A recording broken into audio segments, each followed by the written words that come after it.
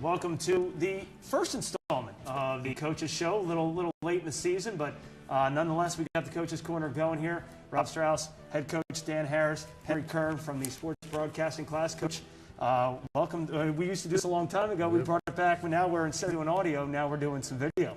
Absolutely, excited to be back. Thanks for taking the time out to join us. What we want to do here on the Coaches Show is more or less, break down the game that was and preview the upcoming game. And in this case, we're going to break down the Seneca game last Friday night and get a sneak peek into what to expect from Gloucester. But Coach, first, a tough loss, 41-24. You guys found yourselves down 28-0 early on. Give us a little bit of what, how you guys came out of that game and what was the big part of the turnaround in that second half. Well, before the turnaround, I think it was really what was frustrating was they gave us a gift with the fumble. We were in scoring range, and we have 3 penalties. So that really set us back. And then I think change of possession, we give the ball back to them, and then they dive down the field. That's a big swing. We were, just getting the kids' minds right. Coming out the second half, just focused, doing their job, and you kind of we're figuring things out. We have a lot of new varsity players, so just figuring it out, and it takes them a little while. So unfortunately, we were down, and then we start coming back when we feel the other team out. So we got to learn not to do that. Yeah, and you guys got into a 28-0 hole early on, and we got a couple highlight packages of some of the big plays that they ripped off before. I mean, you could blink, and all of a sudden we were down. And you look at some of the plays here, a quick 5-yard burst to open the scoring here, and then later on. The big plays have been kind of the Achilles heel of this team this year. And here's one here. I mean, this is kind of looked like a busted play. I don't know if that was a designed option, but nonetheless. It's just, if you can see, it's just kids out of position. We have new varsity guys. Just when things are new and, you miss the whole summer, there's just little things we're doing wrong, and they're compounded mistake after mistake, and a disciplined team like that makes you pay. Did you expect that going into the game at all, knowing that they had their 2 guys, their quarterback and their running back, ironically named Clank? Yeah. And really kind of lit us up there a little bit, and Clank had himself a real good night. Yeah, we knew those 2 guys were their main 2 guys that touched the ball the most, especially, I don't know their names, number 2, I don't know. He's a good player. He's a big, strong kid, and works. He looks like he works his butt off when he's on the field. So, we knew he would be a difference maker for them. And here you can see the pass, Martin too, his tight end. There. Yeah, I mean we have opportunities to make plays and we don't make them. So I'm not really worried about the other team. I'm worried about us. Now that made it a 28-0 game at that point. What was the feeling on the sideline, not only from a coach's standpoint, but from the student athlete side of things? Were they down? What was it like on the sideline? I think there's frustration. We don't know how to win, so we're still learning all that. So it's really just a frustration thing and not understanding what you actually have to do to be successful. We don't know that yet. Yeah. And so you guys go in the locker room down 28-0, and we're thinking in the booth like, oh my goodness, this is probably a worst case scenario here at home. But you come out in the second half, completely different team. Sterling starts to get some points, on the board, and they start getting a little bit of momentum. Yeah, I think it's, you go in the half, you make a couple adjustments, and you tell them what we did to put ourselves in that situation, and then the light bulb goes off, and you start to point things out, and the kids start to recognize different things that you're telling them. And opportunities to make plays. And I think we're doing some of those things, but we can't do that. We're not doing them early on in games. That's really what's hurting us. Talk about Christian Valeriano here. What a great connection, wide open here, obviously. A busted defense on Seneca's part, but 3 touchdowns on the night for Christian Valeriano. What a great find. And tell us a little bit more about him and the development of him over the years. Well, he transferred in last year, so it was his first year with us. He's been good. He's slowly working his way into the program, and him and Jeremiah have a good connection, so they're good friends. So just something to build off of, between those 2. What a great, again, just able to create that. Almost, if this field was about 10 yards longer, don't know if he would have gotten into the end zone here. Yeah. But 3 touchdowns on the night, any way you slice, that's a good night. And hopefully you picked him up on your fantasy team. Yeah. Tell us a little bit more about Jeremiah from the quarterback position. Doing a great job, second year under center for us, and a little bit about the development of him as a quarterback. Well, you could see just having the varsity experience as a sophomore. Last quarterback that we had that did that was CJ. Barrett, and, just maturity and experience. You see him develop. He's probably our hardest working athlete on the football team. He's one of the first guys there, doing everything the coaches ask, echoing that. So he's really the center of the team right now. And he's also your punter as well. He actually got hurt a little bit in that game. We were all worried up in the booth. What exactly happened to him out there? He got stepped on in the where it hurts most. Okay. So. Yeah, that's never fun. Never a good time. Good to see that he came back. We knew he wouldn't miss too much time out there, but nonetheless, good to see him back and out there playing. Had a really, really good night. What was your message to the team after the game? Obviously, didn't come out the way you wanted to, 41-24 loss, but a good showing out there. Basically, just how we have to put everything together. You could see early in the game, we have an opportunity. We get the ball. They fumbled the ball the first play, and we didn't capitalize on it. And that was something we talked about. And I think that the kids are starting to buy in. They're starting to understand. They're starting to listen more. And again, you can always say it's too late for that, but it's something we have to build off of. And we've been telling them when we get the ball inside of 30, we got to punch it in. We got the mentality. You got to be scored. I don't care how tired how tired you are, how your body feels. We have to score, and we haven't gotten there yet. The other side of the ball, the defensive side of the ball, Sterling, gave Seneca some fits in that second half a little bit, and made some key stops here on defense. And we always talk about the offensive side of the ball. Who's stepping up defensively for Sterling? We actually have some young guys. We have three freshmen actually. That's something I've said. Xavier Miller, Nemo, his name's Nehemiah Butler, and Tavon. They're all stepping up at linebacker, outside linebacker spots. We have some young guys. We have new guys stepping up. And that's really been the issue. And again, the situation. We didn't have a full summer. We didn't get all the work that we usually do. So they're learning as we go. And it's almost like you feel like there's scrimmages and we're making mistakes, but it's really showing up on the scoreboard. So it's hurting you. And there's things you can't really correct as we go. We have to do it now. They have to fix these things. But there's guys stepping up. Losing Trey really hurt us. So we're shuffling guys. There's guys in new positions. And you're reteaching every week. And, in a high school week, you only have one defensive practice, full defensive practice. So, it hurts you when, in a season when you're in that situation. But those young guys stepping up. We have some guys Jameer Richardson stepping up on both sides of the ball. So, we're going in the right direction. We just got to put it all together. Yeah, and it's one of the things that you like to focus on, obviously, is the defense. Mm-hmm. And the offensive plays always get in the paper and get all the love, but sometimes it's the defense that can help you stay in games and win games essentially. Changing gears a little bit, getting ready to go into the game against Gloucester, new to the Colonial Conference, coming in 4-0.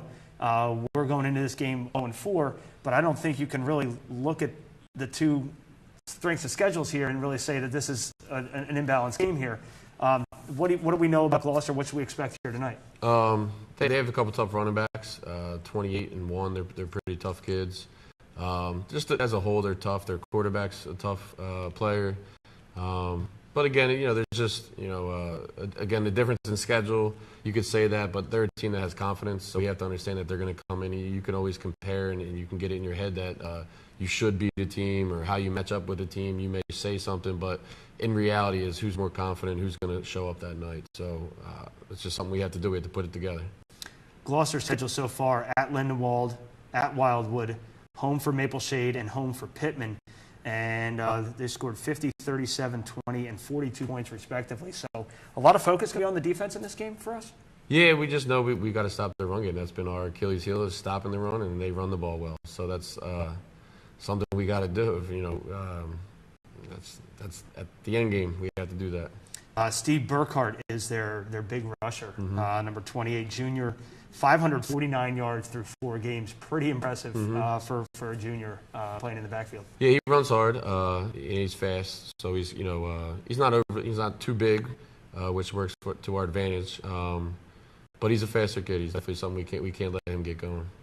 One of the great things about our sports broadcasting program, and when we're bringing this coaches show back to you, is some of the questions have been pouring in, and joined here by Henry Kern, who's a member of the sports broadcasting class. Henry, you got a question for Coach? Yeah, so Coach, what adjustments do you have to make this week defensively in order to slow down this good Gloucester offense? Just be in the right spots. We usually have a guy or two out of their position or where they're supposed to be, taking the right angle. We have to do all that. We have to do those little things right to slow them down. And talk a little bit more about how much the little things kind of compound, they kind of snowball. If you don't do the little things right, out of position by a foot and a half, tell us a little bit more about how and that goes to all the reps you have in the summer that we've missed. We say to both sides of the ball, you have 3 or 4 guys, either we call it loaf, not giving good effort, or a blown assignment. And when you have 3 or 4 every single play, you're not going to be successful, and that's kind of been our issue. So we have to correct those things. Everybody's got to be on the same page. Everybody's got to give us effort and do their job. A couple more questions that have been coming in from our sports broadcasting team. Obviously, they couldn't be here, but we'll go to the first cut of one of the questions coming in from one of these students. Hey, Coach, is Deshaun Ponies here. I got a question to ask. After your tough loss last week against Seneca, what can you take away from that experience to prepare you for the game against Gloucester? Yeah, Coach, what are some of the takeaways, like Deshaun said there, that you took away from the Seneca game? Even though it was a 41-24 loss, what are some of the things you took away that you can use for this coming week? That we can compete with teams that are bigger and more mature than us. We're playing a lot of underclassmen, more than we've ever have, and that we can compete with those teams. And we just have to understand what it takes to win. Hopefully, we can learn those things and actually get a win. One more came in from Jen, and it's a really, really interesting question. Really has nothing to do with Seneca or Gloucester, but Jen's got a really good question. Let's go to that question. What challenges will the team encounter in facing a team that is out of their conference? That was actually Sarah's clip, but we're going to go to you, Coach, on this one. And what are the challenges that you guys face as a team for the out of conference? You're facing a team that's now in conference, but you're not playing like the Hadfields and West Efforts, but they're coming in a brand new team to the conference. But for football, they're not in our division. Right. They're not in our conference. But just new. You're more familiar with teams, so the ins and outs as far as the coaching aspect. There's little things that are going on. When you face a new opponent, you're trying to figure all those things out, and you're trying to feel an opponent out, what style, what type of team they are. But we're familiar with this style of team. All right, last question. This is the one I think we're trying to get to with. Hi, Coach Harris. I'm Jen Ventura from Sterling Overtime. I just had a question. What player do you see yourself into when you were playing in high school? Great non-football related question in terms of Gloucester or Seneca. What player on this team do you kind of see yourself as you as a player? Go harken back to your days. Is there a player on the team that you kind of see a little bit of yourself in? Not nobody off the top of my head. I know it's a tough question. It's a tricky question. It's a tricky question. Nobody specifically. What kind of player were you in high school? Well, like, if you could summarize yourself as how would you define yourself? Just team player. Do what coaches asked. What was needed of me. My senior year, playing on a small team, we played almost every single position on the defense except for in the secondary. So just doing what the coaches asked, and just being a team player, working, just run sprints as hard as you can, lift weights, do all that stuff. All right, that should do it, Coach. Any final thoughts for as we get ready for Gloucester here? Yeah, I just have something I want to read. I'm sorry. Pull this up. Pretty important message you got. Yes, going into this, I know breast cancer awareness. The football team. We would like to acknowledge all of those in the Sterling community who are battling cancer or have family members battling cancer. We want you to know that we stand behind you. We support you in your fight against this awful disease. We would also like to take a minute, give special recognition to a Booster Club parent and survivor now fighting again, Mrs. Nicole Ruiz. And also she's a mother of our junior Ryan Ruiz. We would like to really let you know our thoughts and prayers are with you, fighting your fight. And again, we would like to let you know the whole team's behind you, the Sterling community is behind you, and we support you. Absolutely great message there, and best of luck to Miss Ruiz and their family as they battle that. Henry, thank you again for joining us. As always, Coach, hopefully we can do this again next week, and good luck again against Gloucester. Awesome. Thank you. All right, for Henry Kern, Coach Harris, I'm Rob Strauss, Tad Kozanowski, Dan Farr producing this. Go Knights game time kickoff coming up shortly right here on Channel 19. And a pleasant good evening, ladies and gentlemen. Welcome to Sterling Channel 19 live broadcast here tonight. Sterling hosting the Gloucester City Lions. Rob Strauss, Kevin Schulz, and we're going to have a bunch of people up here in the booth. But in the meantime, let's take a look at tonight's weather. The coldest game of the year by far. The fall weather has finally kicked in here on Halloween Eve, mischief night, as you will. 44 degrees, a little bit of wind out of the northwest at 5, but mostly cloudy skies. Beautiful, crisp night here for football, Kevin, as we get ready for Gloucester. And, you know, the weather, it's going to say something about the field conditions. Look at the Colonial standings here, and you look at Haddonfield on top. 2-1 overall. Willingboro 1-2, and Collingswood 1-3. Delran 2-0, and then you see Sterling down there with West Effort. There's something you don't see every day, Schulze. No win, 0-4 for West Effort squad. Yeah, they had a tough schedule, so it's really showing, obviously, in their record right there. The other side, complete opposite. Gloucester on top there, 4-0, 3-0 in the Freedom Division there. Bordentown and Mapleshade at 3-1. Pittman and even 2-2. Wildwood and Riverside as well. So some really good competition there in that West Jersey Football League Freedom. You look at these two teams, Sterling and Gloucester, kind of night and day, kind of a seesaw here with only 15 points a game for Sterling offensively, 37 points a game offensively for the Gloucester Lions. And then you look, it's the exact opposite on defense. Sterling having a tough time defending the big play, giving up 38 points a game, and Gloucester only giving up a touchdown. And Sterling really looking for any spark of momentum to get going here. And this is the first meeting between these two teams. So this is going to be interesting, especially with the addition of Gloucester to the Colonial Conference now. We're going to be seeing this team quite a bit, and I know that Mr. K and Mr. Schulz have quite a history with this Gloucester team. You look at 1993, there they are right there, broadcasting the game. I believe that is actually at Gloucester back in 1993. Mr. Schulz right there in the middle, Mr. K with the microphone. He's doing a great job producing tonight, and I know he's kind of itching to get in on the broadcast, and he's doing a great job in the truck, but next year, get him back on the broadcasting some of these Gloucester games. We're going to be hearkening back to a lot of these memories from 1993. You still look exactly the same. Oh, that's, yeah, I don't know about that, but I'll take that as a compliment. I can't believe the jacket I have there, mine's long gone. Mr. K still has his, and it's in pristine condition. And there's Howard Clark, of course. We had a lot of fun times there in Gloucester around 1993. I think that was Mr. K. Was that our second or third year? Second year that we had done it. But, yeah, there was a lot of good times, a lot of fun. And it's definitely a community where everybody gets behind the sports, especially the football.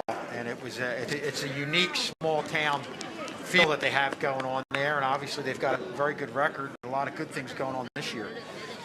So out goes Overbrook, in comes Gloucester, and now we are joined in the broadcast booth by one of the injured players for Sterling. Unfortunately, Trey Potts joining us here in the broadcast booth. What different? You said right before we went on the air, this is a different view for you. Oh yeah, of course. It's definitely a different view down from on the field or even playing in the game. Definitely get like the bird's eye view, you'd say. So we're looking forward to your critiquing of the team, and then you've been around the team during practice here. What was the message of practice this week? So, like, the message at practice is definitely, like, Gloucester works hard, so we got to outwork them, not only play harder, but play smarter, and out-physicality, like, have them out-physicality than them. How important is the first points for Sterling here? The score first. Crucial. Not play from behind. You guys got gifted almost points on the first play of the game, recovering the Seneca fumble at their own 30-yard line. Couldn't make anything happen here, but how big would a return here for a touchdown just to get something on the board? Coaches definitely they definitely push that at practice, that finish all our runs, so we know what feeling like the end zone feels like. 4-0 Gloucester team going up against a Sterling 0-4 team, and I don't think you can look at the records here, Schulze, and really say that this is going to be blowout city on paper, but because of the different teams that these two teams play. Yeah.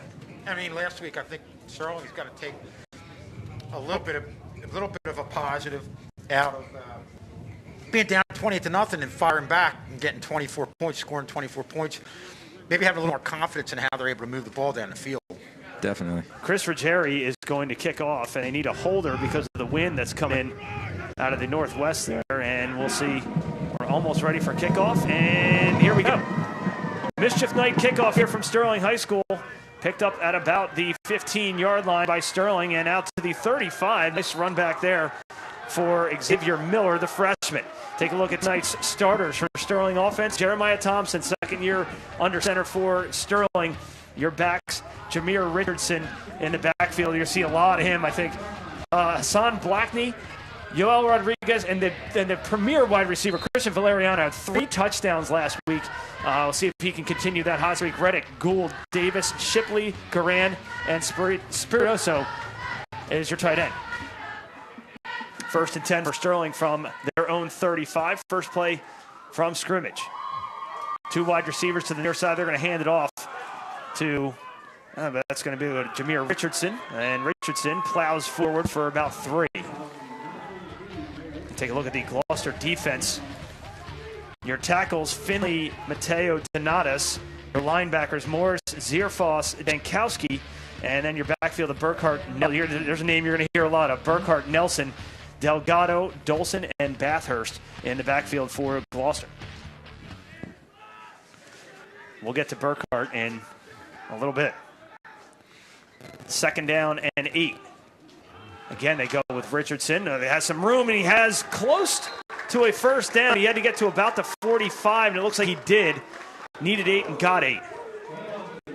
Nice run there, Trey, by Jameer Richardson. Yeah, Jameer Richardson's definitely a powerhouse back, you'd say. And they're going with the hurry-up offense here. 1st and 10 from the 45. They call Richardson again, and Richardson gets about 3. Maybe we'll call 2. And it'll be 2nd down and 8. But Sterling going with the hurry-up offense. They're going to run in Hassan Blackney. Or Blakeney. How do you say? Is it? It's Hassan Blakeney. Blakeney. So my apologies, Hassan Blakeney. Took your number. Yeah. Either that or you're just a big Hassan Blakeney fan. One or the other because you're wearing his jersey. He's a pretty good player. Called his name a lot last week. So 2nd down and 8. 2 yards shy of midfield. Thompson from the shotgun. Richardson. Oh, it's going to be Thompson. He's going to keep it himself. And he is close to another first down. He's going to be about a yard shy, bring up 3rd down and short. And that's a read option, but you're almost anticipating with Jeremiah's success, or Jameer Richardson's success on the previous plays that they were going to sway towards him. And I think that's what Thompson did right there. Made the right read, and he's really looked impressive running that plays on a lot of different times this year. So far, so good for Sterling, moving the ball effectively over this opening drive here that started at the 35-yard line. And a nice job about having success with the run. It leaves the play action pass opportunity open. If anybody bites up. Rodriguez sprints over to the near side, lines up as one of 3 wide receivers. They give it to Richardson, who gets the first down across the 45 and about to the 44 of the Lions, and that'll be another first down. No, as long as you're able to run the ball, impose your will on this defensive line, as Sterling has done in this first series, you're going to keep it going. But again, it always sets up that opportunity for any type of play action pass. And boy, Thompson really hooked up a lot last week with Valeriano. Blakeney lines up as a slot wide receiver on the far side. On 1st and 10, it's Richardson. And Richardson, heavy dose of Jameer Richardson gets out to the 40, near the 40-yard line. And about a pickup of 3 or 4 to bring up a 2nd down and 6. He's getting a lot of space here. 3-4 yards into the run. You see right there, kind of slipped, but not getting hit till he gets 4 yards into the run. And a kid like Jameer Richardson, boy, if you hit him when he has momentum going with the way he keeps those legs going, he's going to be difficult to bring down. 2nd down and 6, ball at the 40-yard line. 8:40 remaining here in this opening quarter. Still scoreless. Sterling and Gloucester, their first ever meeting between these two.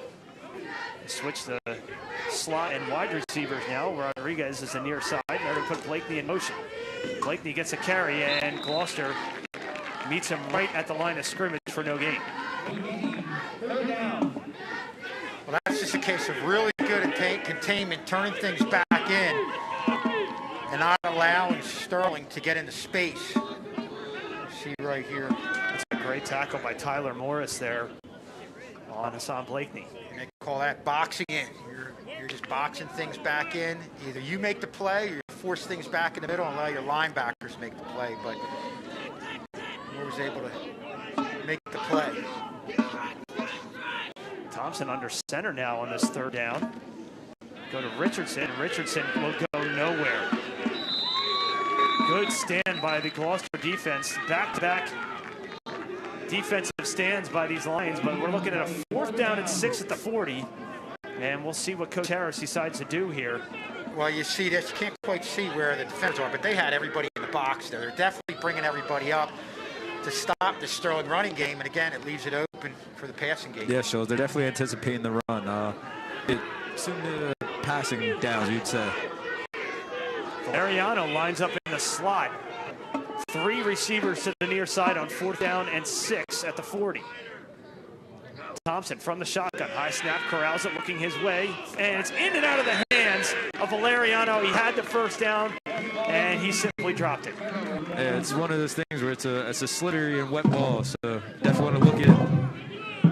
Yeah, perfect throw by Jeremiah Thompson, and Valeriano, uncharacteristically, has a drop right there. He came with good hands, and that rarely happens to him. How much of that, Trey, is feeling the footsteps a little bit? It's a lot of pressure. Thrown across the middle there. Trying to get the first down, and you just forget about looking ball in. First offensive possession for Gloucester. Sterling comes up empty on their opening drive. Delgado under center, some movement by Sterling, and we'll see. That's going to be an encroachment penalty. It'll be 1st and 5. And what we saw from Sterling with them running the ball, we're going to see a lot more of that on the other side of Gloucester. Yeah, Gloucester's definitely a run-heavy team. Look at the Gloucester offense. Delgado is your quarterback. Burkhart, Nelson, and Zierfoss are your backs, your receivers, Bathurst and Dolson. And then your offensive line, Mateo, Jankowski, Shepard, Cox, and Wright. Keep an eye on Stephen Burkhart, the junior running back. Already ran for over 500 yards this season in those 4 games, and he is absolutely on a tear right now. Yeah, and his father, we'll get to that later, is an outstanding receiver for Gloucester. 1st and 5. They go right to Burkhart. Burkhart near a first down at midfield, and it looks like he's close, and depending on the spot, looks like he might get it.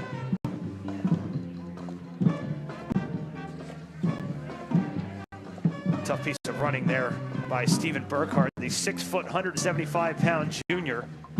You see Donatus pulled right there and kicked out the end. Real good job there by Gavin Donatus, and springing the back.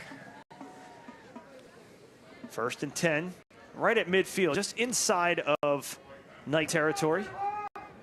6:15 remaining in this opening scoreless quarter. They're going to go 2 wide receivers to the near side, backs in the I formation. Delgado, hard count. They go right to Burkhart. Burkhart, short gain there of about 2, maybe 1, but nice defensive stop. You can tell that Sterling defense definitely a key on, and there's your Sterling starting defense right there. Your ends, McQueen, Richardson. Tackles, Jacob Parrish, Andrew Taylor. Your linebackers, Miller, Butler, Mayhew, Atkins, and Barber. And then your backfield of Valeriano, Vi, and Jeremiah Thompson. And a real good defensive stand up front on that far side with the defensive line right there. Not creating any type of space or allowing Gloucester to get any type of space, bouncing things to the outside. A good job of the linebackers coming up and making the play. 2nd down and 8, just inside Sterling territory. Pitch going to go to Burkhart to the far side. He's trying to cut it back inside. Breaks a tackle, and here he goes. Pushed out of bounds inside the 35-yard line. Let's see where they mark it. But a big run there by Stephen Burkhart gives the Lions a 1st down. Yeah, and you have trips right. You've got those receivers out there. And what they're going to do is take out the safeties and negate any type of flow by also the linebackers getting to the outside, and that really opens things up for Burkhart going over there to the right side. A couple missed tackles there, Trey. Yeah. You said earlier he's gonna run hard. He's had 500 carries or 500 yard rushing. He's just tearing off. Field in really good condition considering the amount of rain that we got over the last 36 hours. First and 10 from the Sterling 35. Man in motion coming to the near side. Run it this time to Kyron Nelson. And they're saying ball came out. Officials, no word from the officials. I did hear a whistle. Let's see as a umpire who has it. This is a Sterling ball. This is huge. They're going to stop the clock with 4:27. They're going to say second down. See if the ball popped out here towards the end. We have the luxury of replay. First carry of the night for the 5'11 junior. Hard to tell. That it may have kind of went into a pile there.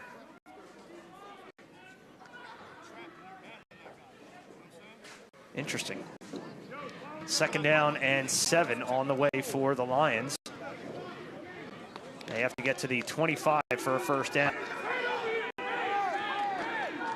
Clock continues to run as we tick down to 4 minutes. 2 wide receivers to the near side. Burkhart off the left side. Great tackle in the backfield.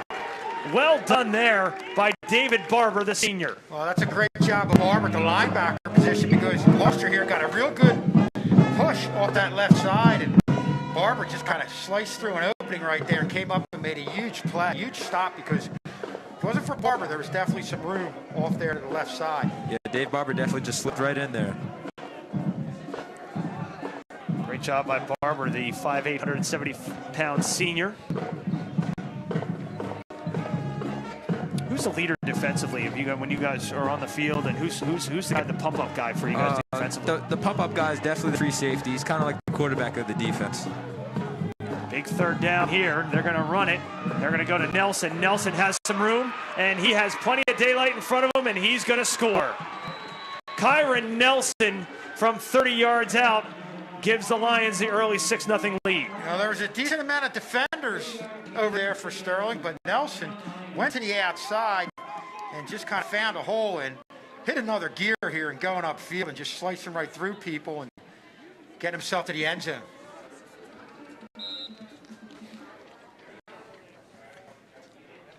Looks like they are going to go for the extra point.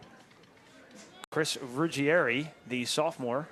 The snap, the hold, the kick is up, and the kick is good. 3:03 remaining in the first quarter. It's 7-0 Gloucester. Now you just see Gloucester sticking with the running game. Pulled the guard, had a couple wideouts out there to block. And didn't need much daylight there, but found it. And again, we saw a lot of speed in the second part of that run. It was definitely like you said, Schultz. He hit it like another gear, and it just broke away. So Nelson opens up the scoring. Not the person I think Sterling was keying on. You're keying on the guy that has 548 rushing yards coming into the game. Yeah, and here comes the junior. Got some space, broke a couple tackles. Good individual effort by Nelson. And unfortunately for Sterling, Barber couldn't run him down. This game has a feel to it that there's going to be a decent amount of points scored. Even though both teams have only ran the ball so far, I feel like Sterling now is going to adjust, and we talked about the play action pass, especially Trey. We talked about defensively, bringing everybody up, putting everybody in the box. That's where Sterling, you have to think, is going to react by throwing the ball. Yeah, and they definitely think Sterling's defense definitely thought they were going to react to the pass, but I don't think they realized that the running back was the quarterback just now. Yeah, and it'll be interesting here. Like I said, Sterling showed the ability to move the ball on the ground, but I think you're going to see them mix things up on the offense and really try to exploit the entire field. Yeah, Coach Marcus Hammond definitely talks about he's got to exploit the weakest link, if you would say. So let's see how Sterling responds here offensively. High end over end kickoff going to take in by Blakeney. Blakeney right up the middle of the field looking for some blockers. Has some, and here comes someone for Blakeney. Blakeney across midfield, and it's going to give Sterling excellent field position at the 46-yard line. Trey Potts, a fellow return guy, always has to like when you see a guy just run it up the gut. Yes, it's definitely like eye-opening opener. You get really excited when you see that. Yeah, he just got the ball and found that hole. And definitely, again, we saw great acceleration there and getting upfield. Definitely curious what he's going to do on offense right now.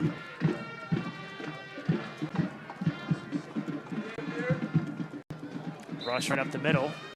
And I believe that's Richardson. Hey, look at Jeremiah Thompson, 61 for 103, 775 yards, 9 TDs. A lot of those yards last week in a tough loss to Seneca. Jameer Richardson, 24 carries, 150 yards. Xavier DeAndrea, 23 carries, 56 yards. And Christian Valeriano, 21 catches. Of course, 3 touchdowns last week. Richardson again, and he's spun around the backfield. Great individual effort to get in the backfield by Gavin Denice. The senior defensive lineman stops Richardson for no gain. And I think the big thing you need to see to stop Richardson is penetration into the backfield. And you saw that right there. We talked about him getting upfield, getting 4 yards into the defensive backfield. He's a kid who can get an extra 3 yards as he's going down. But if he doesn't get hit until he gets to that point, it's going to be tough to stop the Sterling running game. But you saw on that one, real good penetration for Gloucester. Thompson from the shotgun. Barking out instructions here on 3rd down and 7, 90 seconds to go in the first. High snap goes over the head, and wisely just falls on it inside the 45, does Thompson, but a loss of 10.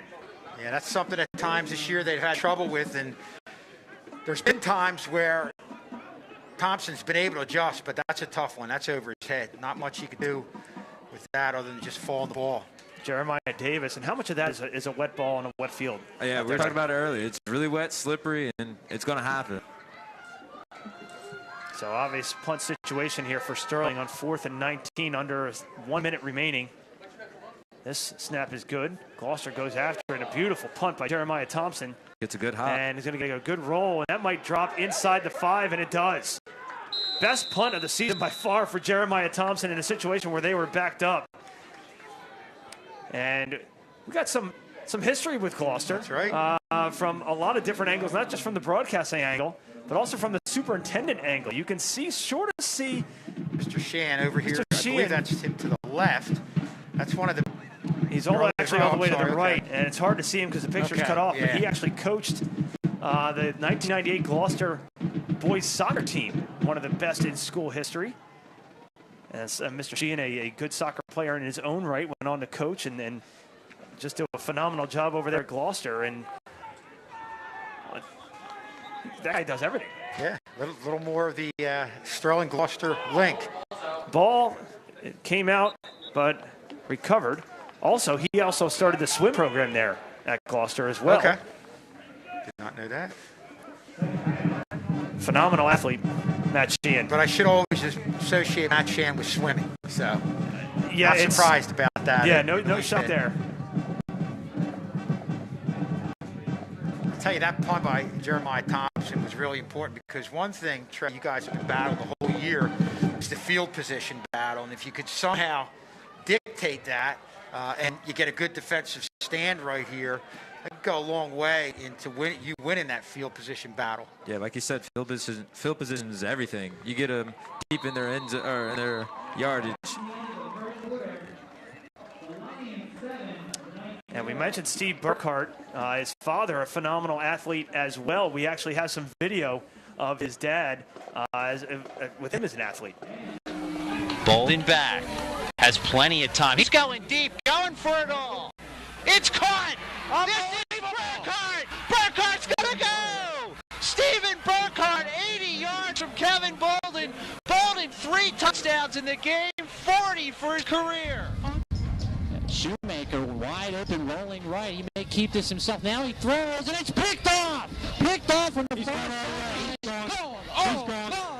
Here's Stephen Burkhart. He's gone. The only one that has an angle is an offensive lineman, and he just kind of gave up there. Burkhart, touchdown number. All right, so there's two things I want to take away from this. Number one, you may have heard Mr. K's call on this: 40 touchdowns on a year, passing touchdowns, which is in a championship game in any season. In any career, some quarterbacks hope to get to 40 touchdowns. He did it in one season. And then on the defensive side of the ball, 105 yards. Trey, I looked over to you, and you just shook your head. And your thoughts? It's phenomenal. Defensive players definitely you talk about it a lot. Defensive players don't get love, but he's getting all the love a defensive player would like. Sure, you got a chance to call that game. Howard Clark, our compatriot, did a little bit of Howard Cosell impersonation there. Ball comes out, and Delgado jumps on it again. But Schulze, you got a chance to you witnessed that game. How dynamic was Burkhardt? As a receiver and a defensive back, obviously you saw the interception right there, but you always had a lot of good great two-way players, and he definitely was one of them for Gloucester in that period. And now it's coming full circle because now we get to watch his son, and that's got to be a thrill to carry the tradition on at Gloucester. Very similar defensive back, although he's a running back as opposed to his dad was a receiver. He looks like a big guy too. Decent size, your typical, I'm sure, receiver size. Third down and long. They're going to go to the aforementioned Burkhardt. Has a little bit of room. Does not have the first down. He's going to be a couple yards shy as he gets out to about the 15 or 16-yard line. And it will be fourth down. And obviously they're going to punt. So the defense, Trey, did the job. I mean, we talked about winning the field position battle, and barring a miracle punt, should get the ball right around midfield or even better. Which is rough is the first down is very close, so you might want to watch the hard count. Yep. And this is a timeout coming in. And it's going to be a timeout. Timeout Sterling. With 10:33 remaining here in the half. And Kyron Nelson giving Gloucester the 7-0 lead. And Trey, you're counting. Real quick, before we get to your point, what famous person got married in Gloucester City on November 4th, 1773? I have a guess. I don't have any idea. I'm with you, Shields. I have a guess. Around here. I have a guess. Who was around here during that time? Maybe Ben Franklin? That's what I was going to say. Okay, sorry. Trey, you want to give it a shot, buddy? I think I might piggyback off of Shields, Ben Franklin. That's the only person I could think of. Let's see what our answer is entering this timeout. First timeout for Sterling. Betsy Ross. Betsy Ross. Okay. Interesting. And that's actually the house that she got married in Gloucester, right there on the right-hand part of your screen. Hugs Tavern. No longer there, but nonetheless. So we're 0 for 1 tonight on trivia. I have a feeling there's going to be a lot of good trivia tonight that we aren't going to get. High snap. Sterling went after it, and they're going to get a good punt out of it. Gloucester's going to get the bounce, and Sterling may have oh, man. Holy cow. Xavier Miller just jumped over the ball at the very end there, and then I heard this in practice the other day, poison. Yeah.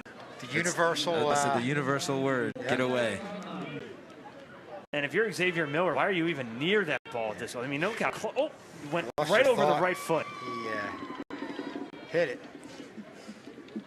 But in any event, maybe not the field position you were hoping you would get, but decent field position, starting off at the 45-yard line. Let's see if Sterling can move the offense. Valeriano lines up as a lone wide receiver on the near side. Actually, they're going to split Blakeney out to the far side. Thompson from the shotgun, 10:25 left to go in the first. Richardson on the carry. Plows forward for about a couple. Heavy dose of Jameer Richardson here tonight, Schulze. Yeah, and again, at some point you have to feel like even on first down they might go to the air. This is a Gloucester defense. We talked about them playing up, really keeping things tight to the line of scrimmage, especially since Sterling moved the ball. Yeah, they're moving the ball downs. with Jameer Richardson. Second down and 8. Shy midfield are the Silver Knights, trailing 7-0, 9:45 remaining here in the first. First half, that is. Richardson swallowed up, and nope, he's still on his feet, but now he's surrounded, and a host, or we'll call it a pack of lions in the backfield. Well, See to what I get did there? penetration like that, you're able to hold Jameer Richardson up. Breaks the first tackle, but you bring a kid like Jameer Richardson down with gang tackling. That's exactly what we saw right there from Gloucester. And you definitely mentioned it earlier. That you want to penetrate early so you can stop Jameer Richardson before he gets in his path. So a big third down on the loss of 2 brings up 3rd and 10. Sterling has to get to the Gloucester 45 for a first down. Still no looks to Valeriano, just the one that he dropped. And now they go Rodriguez. Rodriguez dives forward for the Sterling first down, gain of 12. Well, just a good throw out there to the flat. You see Rodriguez putting the hands up there, getting a nice catch, turning the shoulders. Nice little run of a few yards after the catch to get the first down. Yeah, that's definitely what we call a yak. He picked up a good 5 yards for yak. That's just in. Matt Sheehan said Betsy Ross. So Matt Sheehan is 1 for 1 on the trivia question. He didn't use his phone to look it up, though, right? No. Integrity. We always get accused of that by some people. In our production meeting, these trivia questions never come up. We got 3 more trivia questions to go, so we'll see if Mr. Sheehan can go 4 for 4. Richardson out to the 40. Ball comes out, and I think Gloucester has it. And they do. Richardson coughs it up when Sterling was on the move. Well, the wet field is definitely having an impact here early on. Probably about the 4th or 5th time we've seen a ball go down. Obviously, the other times teams recovered, but you saw a drop, you saw a bad snap. So it's just one of those things that tonight it's going to be part of the game.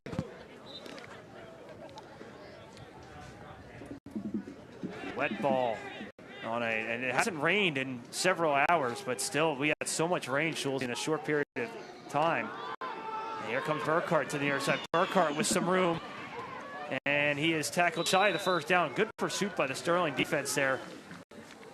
Looked like he may have turned the corner there, Kevin, real quick, and there was a little bit of space. Well, they sealed everything out, and you saw Burkhart initially kind of loop back a little bit, and you thought Sterling would possibly be able to get over there, but just didn't have the defenders getting to the outside, and that allowed Burkhart to turn the corner and get 8 yards. 2nd down and 1. 7:30 left to go in the half. Sterling trailing 7-0. Under center now. Delgado with the backs in the I formation. They're going to split the wide receivers. And they go to Jacob Searfoss for the first time, and he goes nowhere. Freshman gets his first carry of the night and picks up maybe a half a yard. 3rd and short.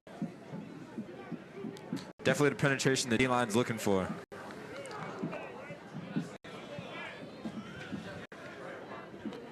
Good tackle there. You see Kyle Ciparone, the junior.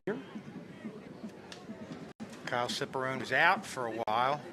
Obviously a good offensive lineman, and nice play on defense right there. And we talked about the penetration. You definitely saw it right there. Dual wide receivers to the far side, backs in the eye. Delgado on 3rd and short, under center. They go to Burkhart. Burkhart met in the backfield and tackled for a loss. David Barber, the first one there.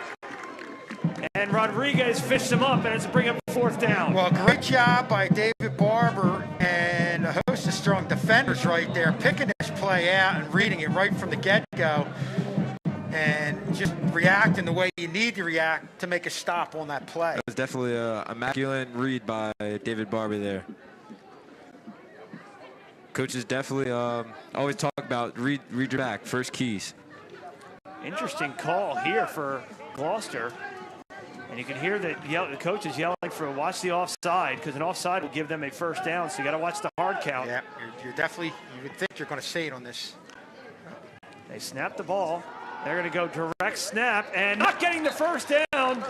They tried the direct snap to Burkhart, And he does not pick up the first, and Sterling will take over on downs.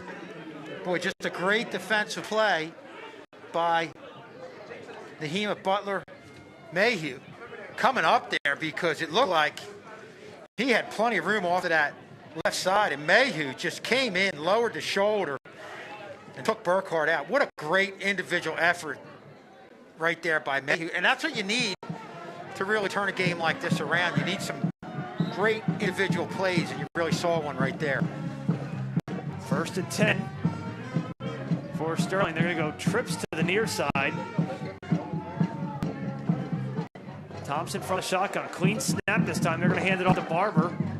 And Barber moves ahead for about 3 out to the 45. Trivia question coming in from Matt Sheehan. What Sterling math teacher did his student teaching at Gloucester? I know that. As a math teacher, go ahead. Mr. Matt McPherson. Matt McPherson is correct. So you're 1 for 2. 1 for 2. Matt Sheehan with the trivia. I might stop right now, because that 500 is pretty good. Thompson back to pass. Connects with Rodriguez. Rodriguez inside the 35 for Sterling, first down. It's definitely the same play Rodriguez connected with Jeremiah Thompson. And the nice thing, I'm sorry. Coaches definitely see that something's working. And the nice thing I like about that play, you saw Rodriguez come back for the ball.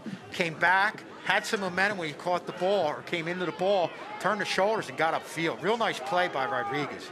1st and 10 for Sterling, inside Lion territory. 4:40 left to go in the half. Barber again on the carry. Skirts ahead for about 5. And you're seeing how mixing in a pass kind of goes hand in hand with the run, creating some space and opening things up the middle. I think there's a situation, guys, where the good defense turns into good offense. And this is one of the best offensive series that we've seen for Sterling in their 4 games. They've been able to control the ball, Kevin. I'll keep going, but I'll go back to what Mayhew did with that big play. Picks everybody up. Barber again on the carry. He's going to get close to the first down. They're going to try and push him to the first. Let's see if they give it to him. Looks like he might be a little short. It'll depend on the spot. Yeah, so just like you talked about earlier, Jameer Richardson and Dave Barber are definitely running backs you want to stop before they get a full head of steam. And we've had some dynamic backs here in the past. Devon Tucker, more notably, one of the most dynamic runners we've had here in several years. Went on to play at Western Michigan. Yes. His career is now done. Just finished up. Actually was in attendance one of the earlier home games this year. 3rd and short. Thompson from the shotgun, Barber to his left. Read option, they go to Barber, and Barber, second effort, gets him the first down, and they will move the chains, gain of 2. Boy, that's outstanding second effort, because you saw good defensive anticipation from Gloucester coming in here, hitting Barber initially, but guys, we always talk about keeping the legs going, keeping them going, and that's what Barber was able to do and get the first down on a lot of second effort right there. And coaches definitely stressed out enough. Finish your runs. And you can see Jeremiah Thompson giving some hand signals to his receivers.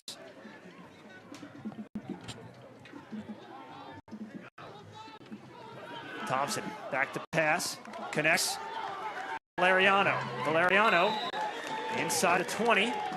Now they're in the red zone. Let's see if they can convert here, trailing by 7.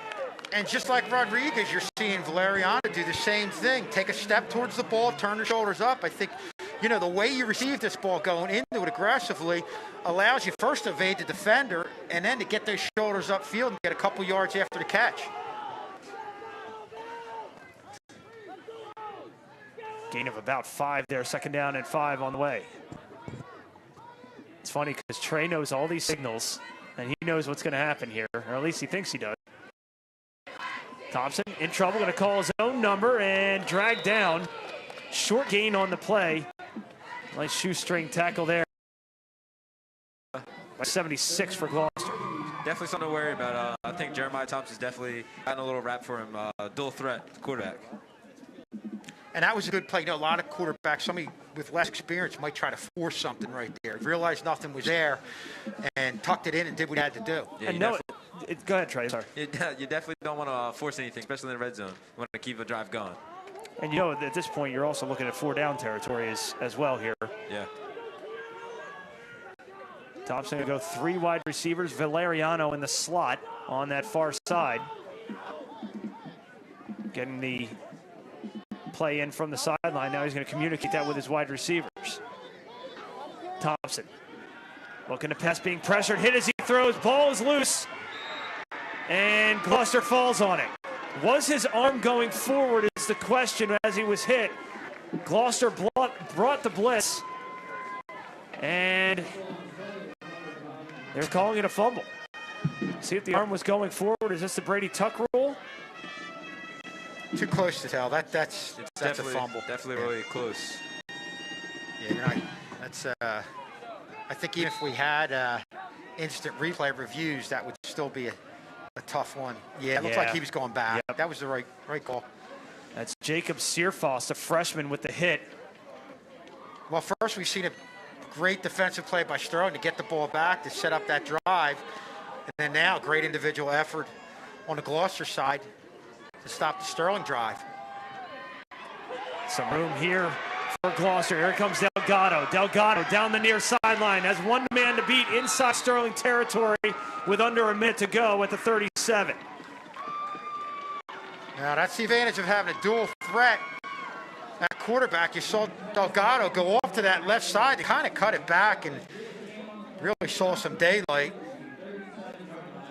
And getting downfield for a big play, start things off here. And more importantly, the clock will continue to run. Gloucester all 3 timeouts, opting not to use one there.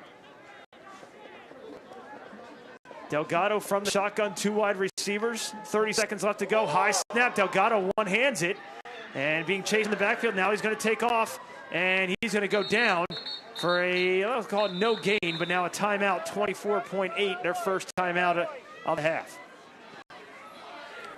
And that gives us another opportunity to get some trivia in and see if Schultz can go for 3. What house band played in Gloucester City in the early 50s for 18 months, then helped start rock and roll? Oh, brother. Josh, you're a big rock and roll fan. Larry. All right, I'm gonna have a guess because I know they're around this area, but I thought they were in Philly.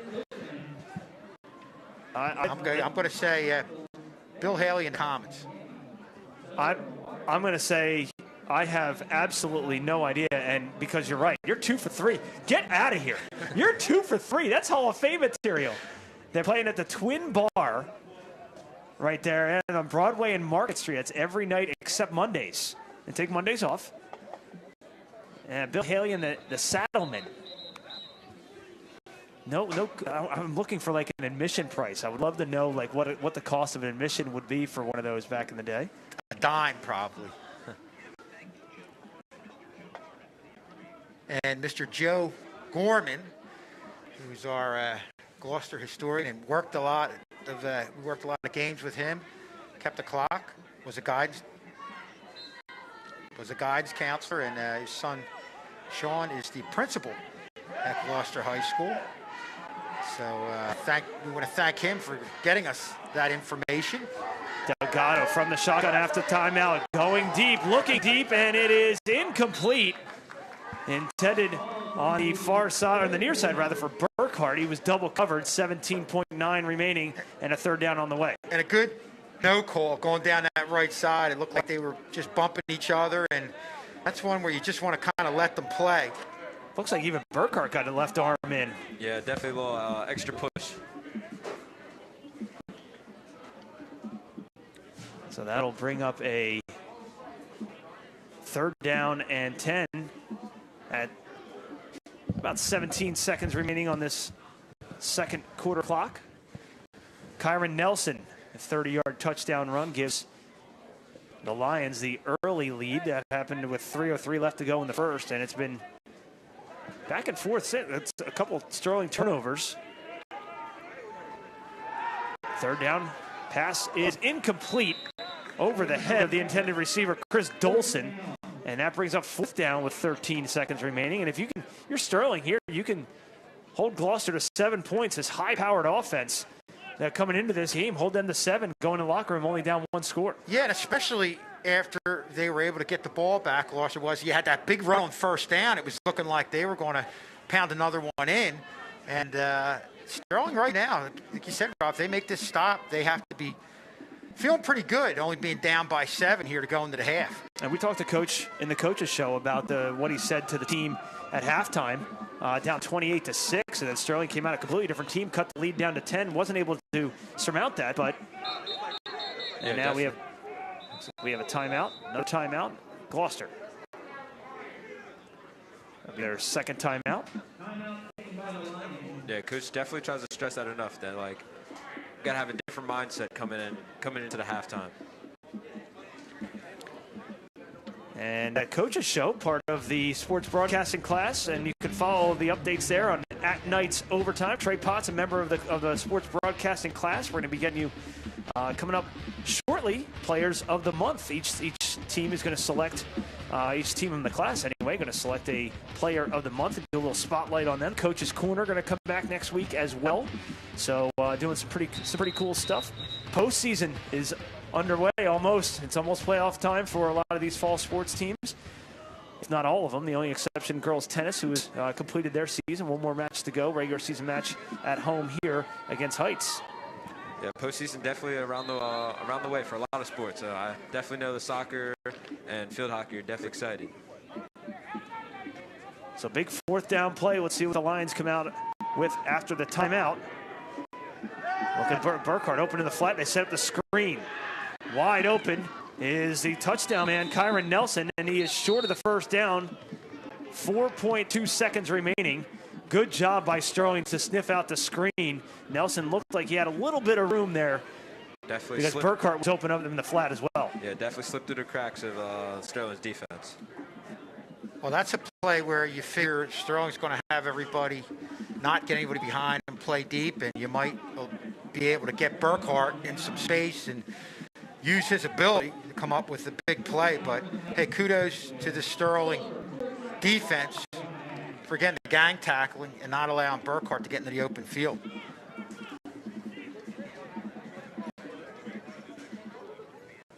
And for some of the Gloucester fans that are going to stick around for halftime, some of the best plays from the 90s. I got a chance to peek this in the production meeting with Mr. K earlier. And Gloucester fans, we obviously thank you for tuning in tonight, but you're going to get a nice little taste of some history from the 90s, so make sure you stay tuned for that. Kyron Nelson, the only player to put points on the board for either team, the 30-yard touchdown run back at the 3:03 mark of the 1st quarter, and that's still where we stand, 7-0. Gloucester. We'll get off to a quick break. Gloucester fans, stay tuned for your little highlight package back. We'll throw back from the 90s. 7-0 Lions. We'll get off to a quick break. Come back, 2nd half action right after this.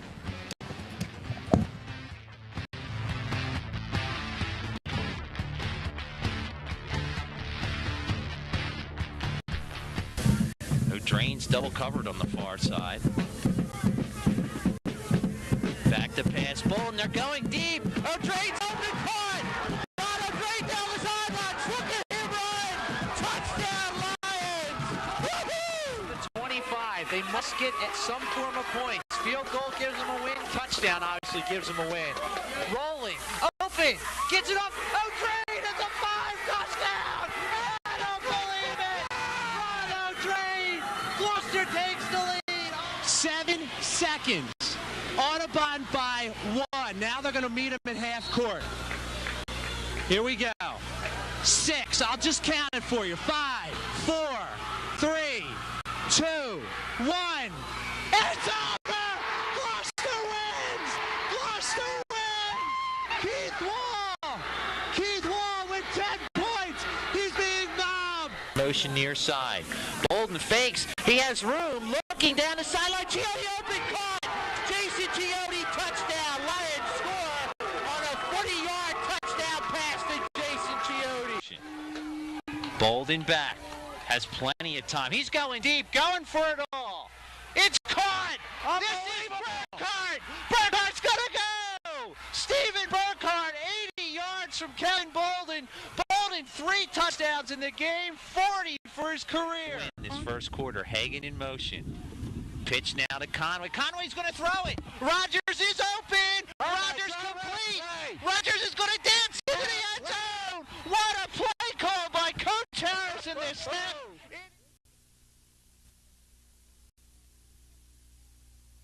Here's Rogers from the 15. Rogers, some blockers up front.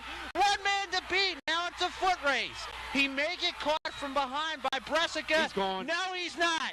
81 yards, John Rogers. Shoemaker wide open, rolling right. He may keep this himself. Now he throws, and it's picked off! Picked off from the far side. He's gone. He's gone. Here's Stephen Burkhardt. He's gone. The only one that has an angle on him is an offensive lineman, and he just kind of gave up there. Burkhardt, touchdown number 2.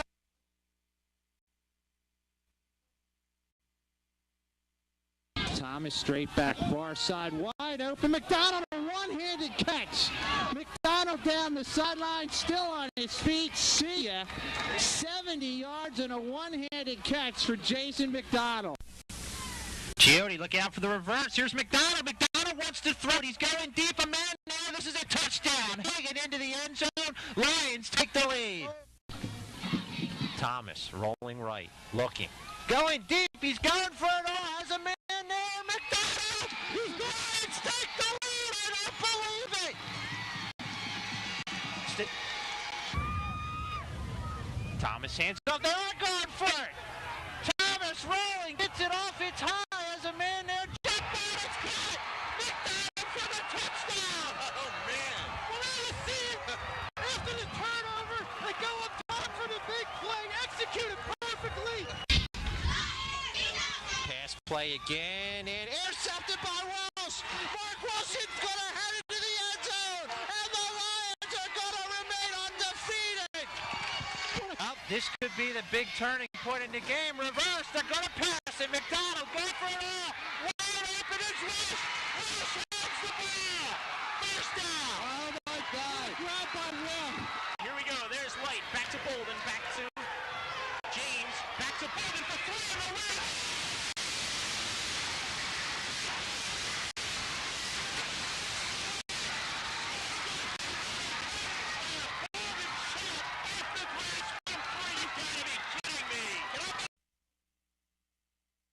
And the Catholic Rams dodge a bullet.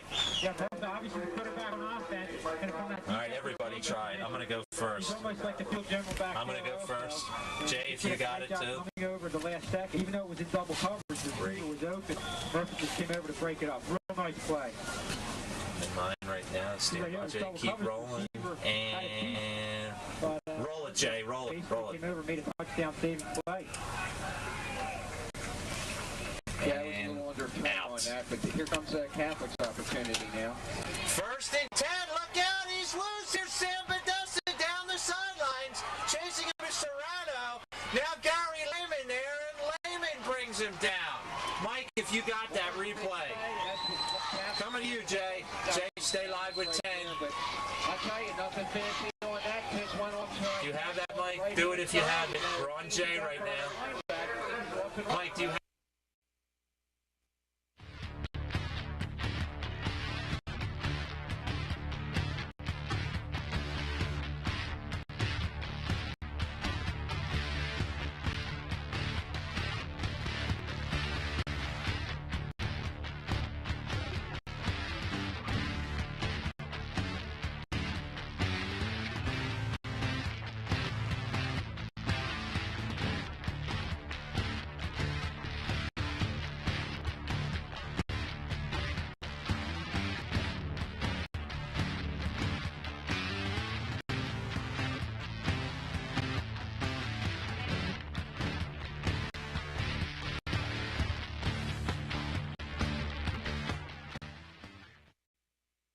People are oblivious to the facts and supportive of the fiction. What should you believe? Believe the facts. COVID-19 is a real problem, and here's how you do your part. Social distancing works. 6 feet apart from everyone. Proper mask placement prevents the virus from getting in and out, and lets you breathe normally. And if you're not near a sink, you can use hand sanitizer to kill the virus before it can keep spreading. But whenever you can, wash your hands. Soap, water, happy birthday. You know the drill. Let's help each other get through this. Stay safe, stay healthy, and go to cdc.gov for more information.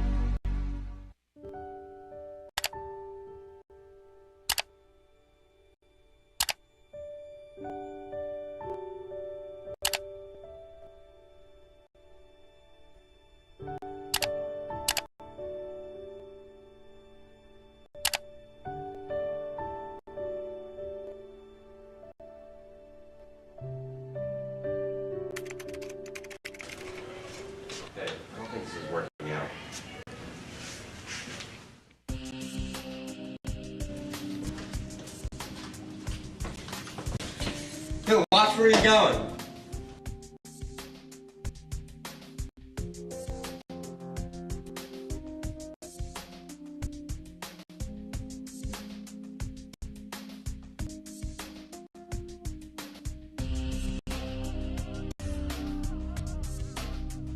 We've been talking, and I don't think we want you sitting anymore. We've been friends for like ever. Why do you want me to go? I think you should just leave.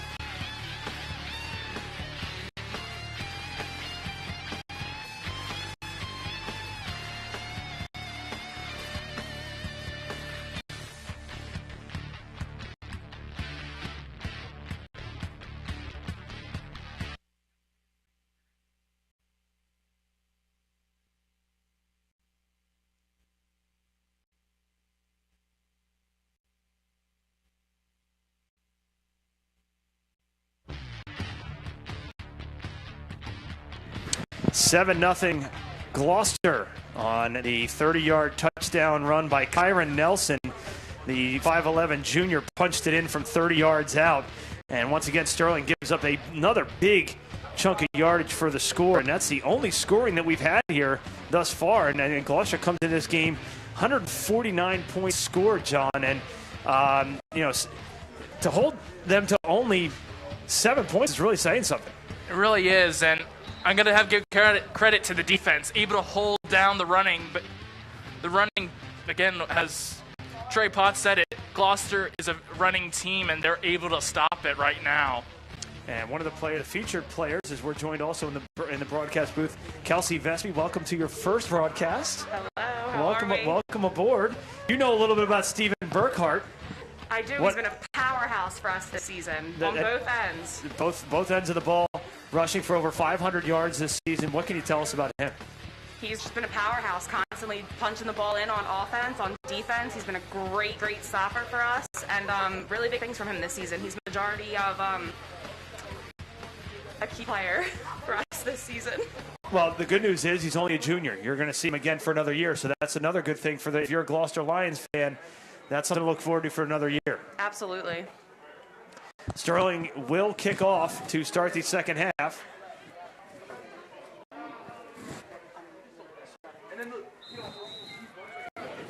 Two players back deep to receive for the Lions. Kick, short kickoff, and they are going to pick that up at about the 20-yard line to the Lions, and across the 30, 35, 40, still on his feet, pushed out of bounds, just about the 40-yard line. Nice starting field position for the Lions here to start this second half, guys, and Gloucester really looking to build on that, John. Really is. They're going to try to go back onto the run game, try to get that their more experienced running back into the game a lot more, able to get that, I believe, the touchdown, and make this into a two-possession game for Sterling, and Gloucester doing a good job. 1st and 10 for Gloucester at their own 40-yard line. Delgado hands off to Burkhart. Burkhart goes nowhere. Great job by the Sterling defense to stack up Burkhart for maybe a minimal gain at best. Second down and 10. And again, Sterling, I would say their key player on the defense right now has been number 21, David Barber, who's been able to make some critical tackles in the back line and able to slow down the running back, get another defender on him, and able to really get a couple yards of loss. Short gain by Burkhart there of 1, 2nd down and 9 on the way. Again, they go to Nelson. Nelson stacked up for a short gain. Kelsey, tell us, your father obviously was the principal here. Yeah. Played here, coached here. Yeah. And now is over at Gloucester. What's that dynamic like at home?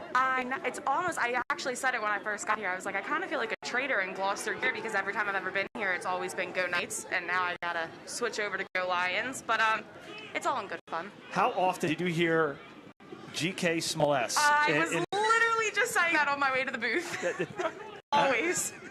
Everything was Go Knights, Go Knights, Go Knights all the time, Dr. If you go upstairs in our house, the entire closet upstairs is all Sterling shirts. He won't get rid of them.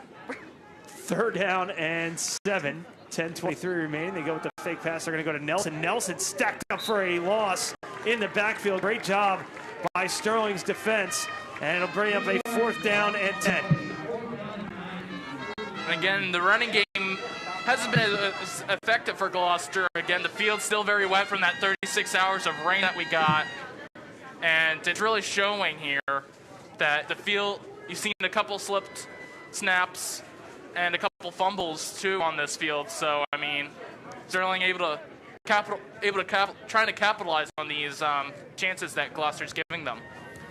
Good 3 and out here for Sterling's defense. Forces the punt, high punt, and it's going to take a Gloucester bounce inside the Sterling 30-yard line down at about the 26. So, Kelsey, who is your father rooting for tonight? That's the bigger question. Being a graduate here, not to put him on the spot. I don't want to put you on the spot. And it's a tough spot for him tonight, but obviously with him being a player here and a coach here and a principal here, kind of a different. Who's he rooting for? Like, what is he wearing tonight? I feel like, okay, well, for his job purposes, he has to wear Gloucester. But Sure. I think in his heart of hearts, he will always be a Sterling fan. Like you said, he was a student and a coach and a teacher and Yeah, we don't know where your dad He is. is right over next to Mr. Claiborne, right next to the golf cart on the Okay, other side. about the 10-yard line on the far side. Yeah, he's in a big blue puffer jacket. Let's see if we can get an isolated shot of him as Sterling is 1st and 10. Handoff goes nowhere. And this is a team that we're going to get to see a lot. And there he is. There he is. Dr. V. Talking to Mr. Barringer. Oh, well, he was talking to Mr. Claiborne. Talking to Mr. Barringer, a history teacher. And now the boys basketball coach. So trading some notes there. And how does your dad have that much energy all the time? One of the things that I liked most about him when he was here, the amount of energy that he brought every single day. And I think the students really fed off of it. Oh, absolutely. He definitely brings a dynamic to a school that makes students want to be there. You know, he feeds off school spirit and pride, but I don't know. He's a little energizer bunny. 2nd down and 12. Handoff goes to Blakeney, and he is going to go backwards a little bit here. So Sterling defensively after the 3 and out. And it's going to be faced with a 3rd down and 13 on the way. And one thing that I'm actually shocked through this game is that Thompson hasn't been able to really. Sterling has actually let Thompson throw the ball and let Thompson take those chances, but they're sticking with the run game by the looks of things. 3rd down and 13. Thompson from the shotgun. Takes the snap, looking left. Now he's going to come back to the right, going deep and off the fingertips of Hassan Blakeney. Had him across the 50, just let him a little bit too far, and it'll be 4th down. And talk about a catch that would be. Diving, fingertip catch right there for Blakeney, and very close to being a complete pass. Unbelievable. Good effort there by Blakeney, not able to come up with it. So back-to-back 3 and outs for both teams coming out of the locker room. Thompson gets a good punt away. He's going to bounce at about the 45. And we'll drop dead inside the 40 at about the 36. So here we go. Trivia time for your first bout of trivia. I'm 0 for the night. But Schulz is over everybody's shoulder. Name the 2 presidents that appeared in Gloucester City. What do you mean by appeared? Like actually showed up. They just showed up and went to Gloucester City. I like have actual United States presidents? Yeah. Sitting presidents that showed up in Gloucester City. Schulz is off mic, but he's going to say JFK. I'm going to say one of them. Which is wrong. I'm going to say one of them is going to be Washington and Lincoln. We'll get to the answers in a little bit. 1st and 10 at the 36. High snap taken. And a nice tackle in the backfield. Burkhardt goes nowhere again. So Burkhardt again coming in with nearly 550 yards of rushing offense. And it's been, for the most part, silenced here tonight. Yeah, super solid effort by the D tonight. Our run game for Gloucester has been our strong suit these past couple games, so defense is really stepping up.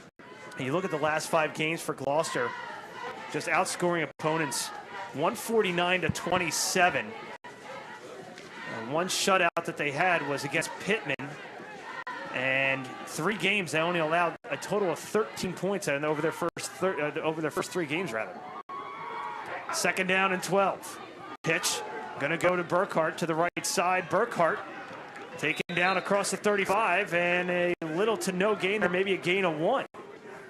And again, you said Gloucester's been a very high-scoring team, and right now Sterling's defense able to keep this into a one big play for the Sterling offense, and you have a tie ball game here. Big 3rd and 11 on the way. And Kelsey, you're at Rowan University now. I am a senior at Rowan, Senior yes. at Rowan. What major are you going for? What do you want to do?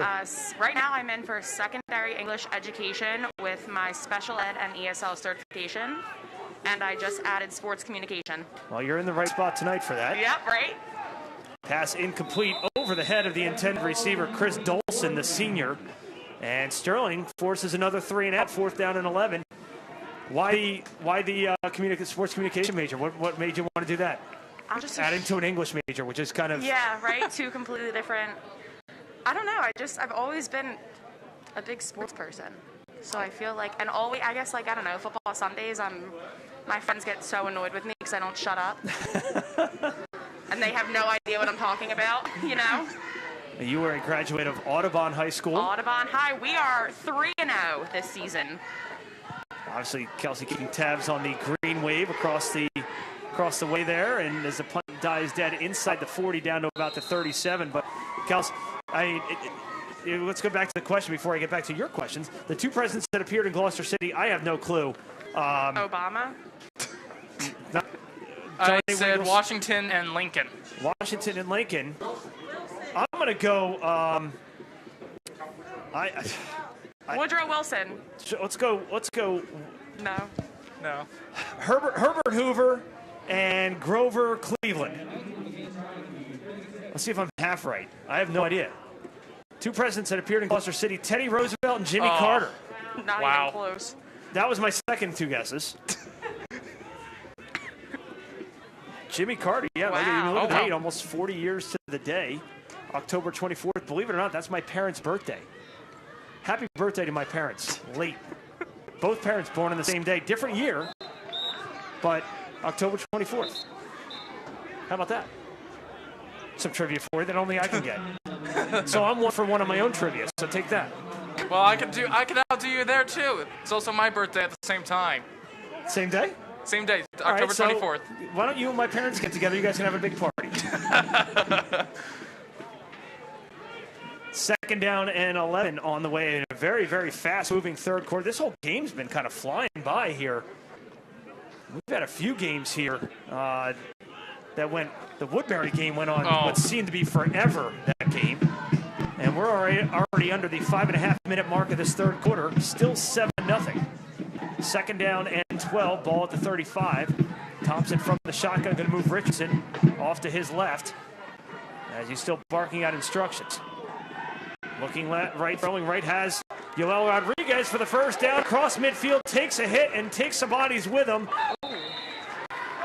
Rodriguez with a nice chunk of yardage there. Picks up 17 in a first down.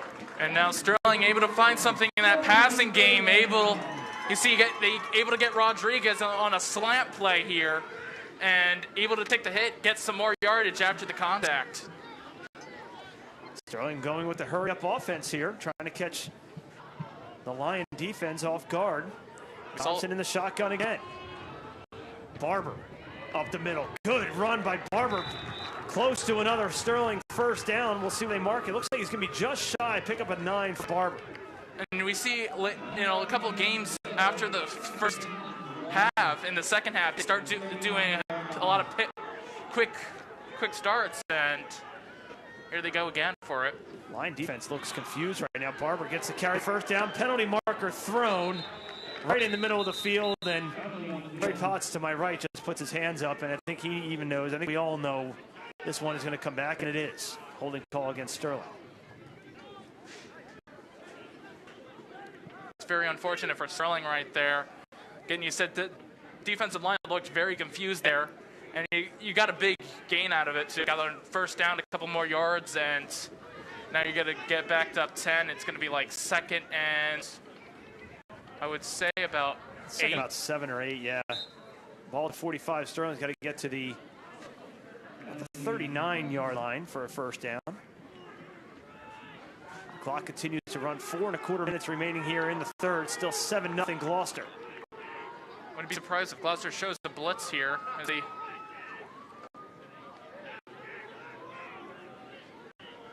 Thompson awaiting the snap. They line up Blakeney on the near side as a lone wide receiver. It is a blitz. Pass over the head of Yoel Rodriguez. Thrown a little high from Thompson. And that brings up a big third down. And kind of no man's land here as a fourth down. If Gloucester can hold here, Kelsey, they're going to force Sterling to punt. Absolutely. Nice stop by the D. That was really good coverage on that last snap. Thompson did throw that a little high, but Rodriguez was well covered.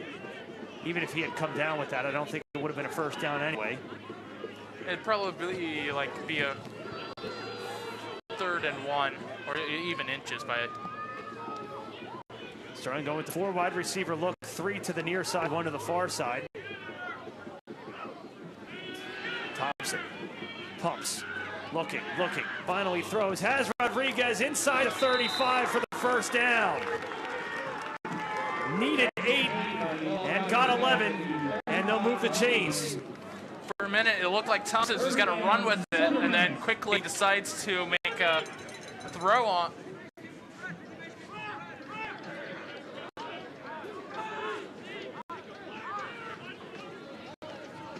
Three and a half remaining, ball at the 35. Sterling on the move here, still nothing to show for it on the scoreboard.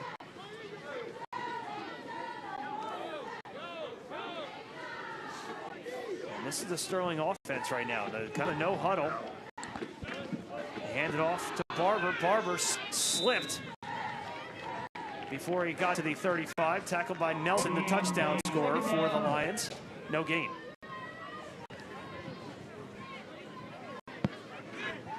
And again, Barber, very surprised. You usually didn't see Barber as the running back here, but able to get a good performance out today in this game. And again, Richardson also, the other running back that Sterling has, able to use him early on the first game, able to get some yards out of him.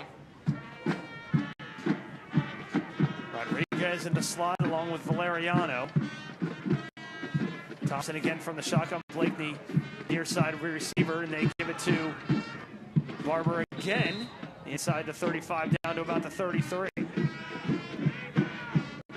Again, early on in this first half, I was off camera. I was like, why isn't Sterling passing? Because we know Thompson has the arm to do so, and they've still been going on this run game. You've seen a couple throws, and then they go on for a whole stretch of run plays.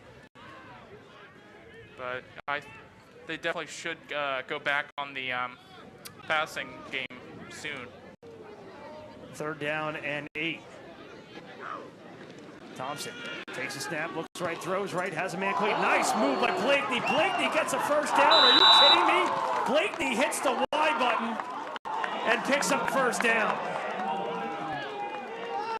Awesome awareness, able to get away from the defender before he gets tackled, and out of nowhere leaves him for dead. You see right here, here's the replay of it. You see, great view of it. The spin move, and he broke. That's just insane. Sterling in the red zone with 90 seconds left to go in the 3rd. Pass is deflected, but still picked up by Rodriguez. Rodriguez inside the 10, inside the 5. Let's go! And again, Sterling right now is gaining confidence, and they're marching down to the end zone. And you can see right here, Rodriguez able to keep on going even with the man on him. It's definitely the momentum Sterling needed to put some points on the board. 1st and goal from the 5. 65 seconds remaining here in the 3rd. Sterling trailing by a touchdown.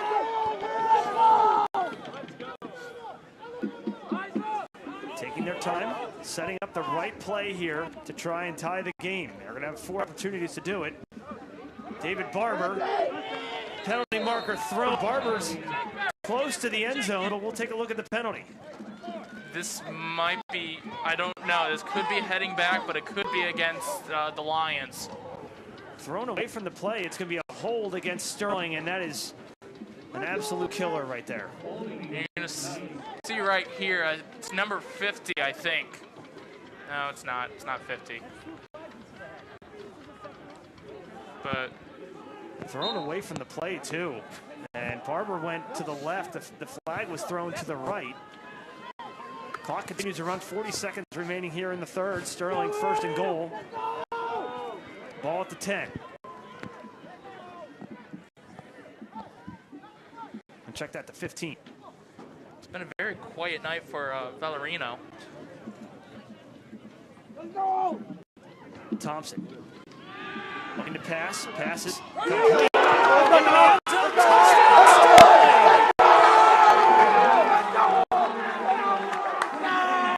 15-yard touchdown strike. Thompson to Rodriguez, and Sterling within one. Forget about the holding play. Rodriguez able to catch it and leaves his defender behind. Able to get the corner of the touchdown, and I think Sterling's going to go for 2 here. They're going to try and take the lead on the two-pointer.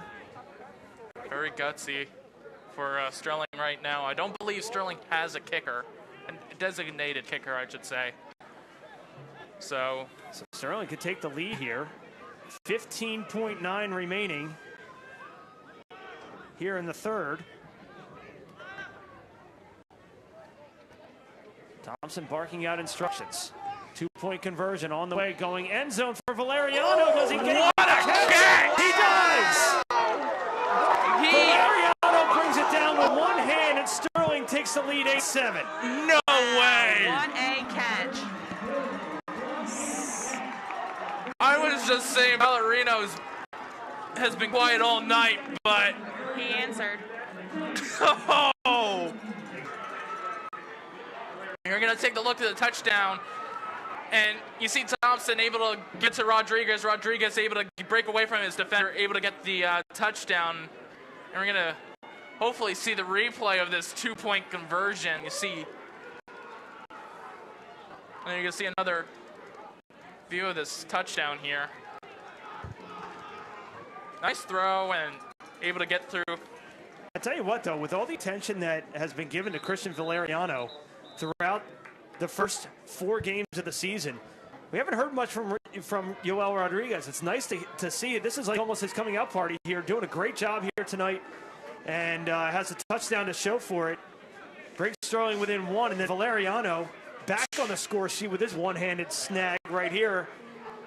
What? Might have gotten off with a little push there, but look at that. That is, you got Moss quality catch. What a catch by Christian Valeriano to give Sterling the 8-7 lead. I was almost talking about even saying Odell Beckham able to get that one-handed against the Cowboys, and they're going to get the flag for it going out of bounds. Procedure as we take another look at this. Wow. Send it in. Solid catch. Let's see if Gloucester can answer back and take lead of this game. And what a just unbelievable, great catch, able to get that.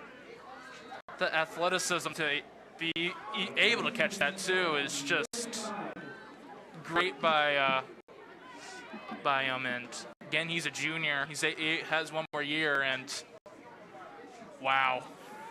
1st and 10 for Gloucester. Goes to Burkhart. Burkhart able to scamper ahead. And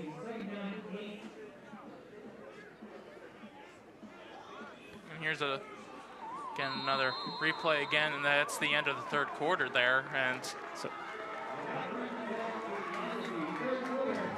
we go to some Sterling history now with some girls basketball highlights. So Mr. K is going to roll that right now for us.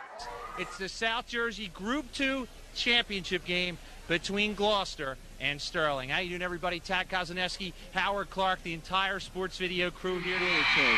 Sterling wins. They're the South Jersey champs.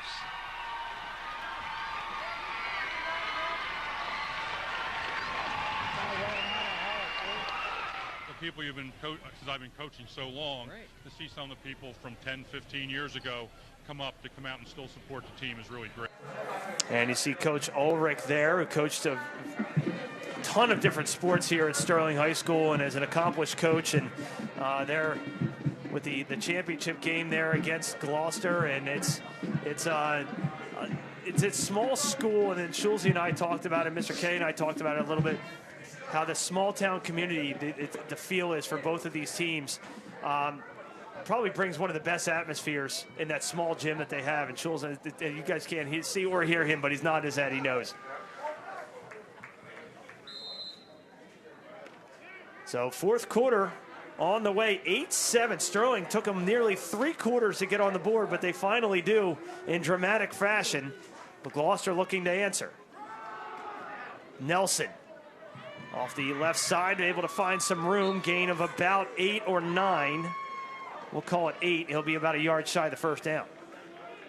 And again, this is where Sterling's defense needs to come out big on this drive, able to hold Gloucester for this, at least this drive, and waste some time in this fourth quarter and just really drain the clock out of this as soon as possible.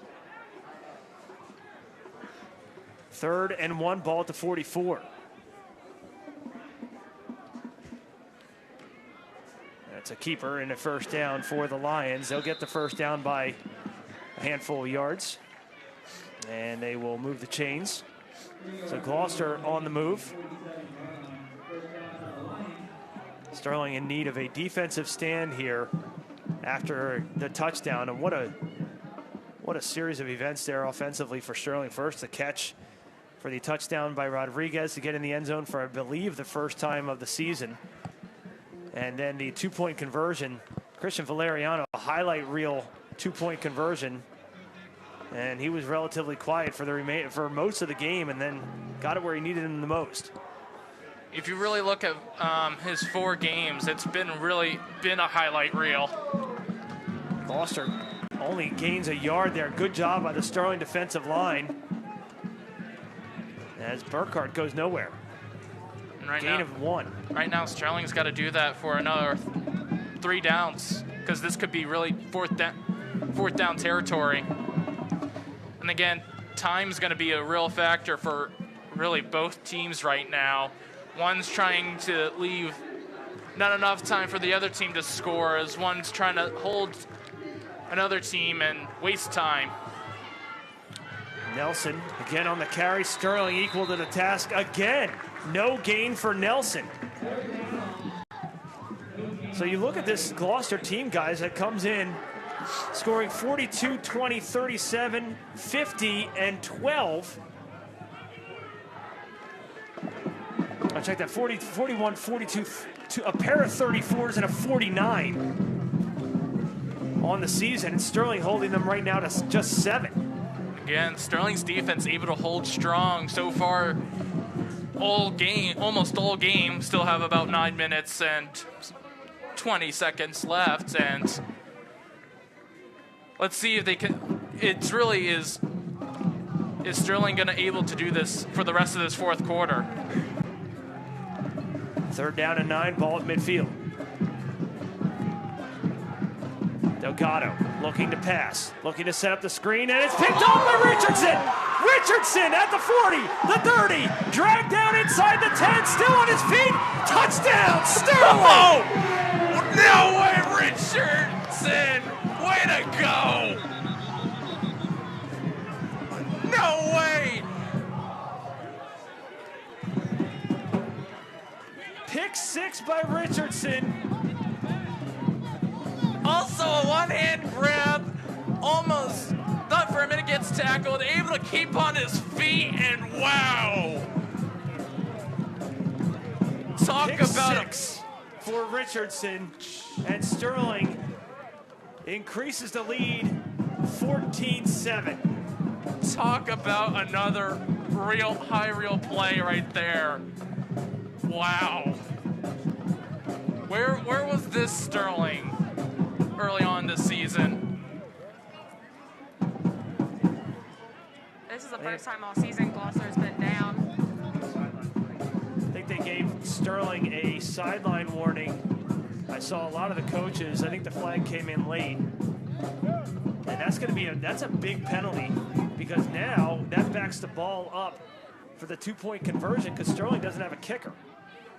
Or it should. We're going to see if they back it up here or on the kickoff, one or the other. Right now it's a 14-7 game.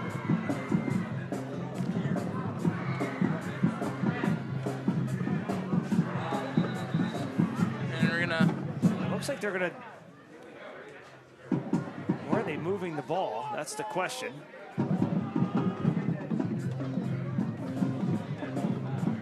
They're moving the ball right now. Now they're going to move it backwards. Penalty goes against Sterling, so now the 2-point conversion, instead of being at the 2, is going to be at the 7. And again, Richardson able to get that great touchdown, pick 6 right there, and it's also a very smart play for Gloucester to do that. It's able to make it into a one-possession game. Thompson, incomplete, and Thompson got smacked at the end, and the 2-point conversion no good. 8:55 remaining in the fourth. It's 14-7 Sterling. Again, Richardson able to grab that with one hand, able to... Oh, just an amazing play to watch.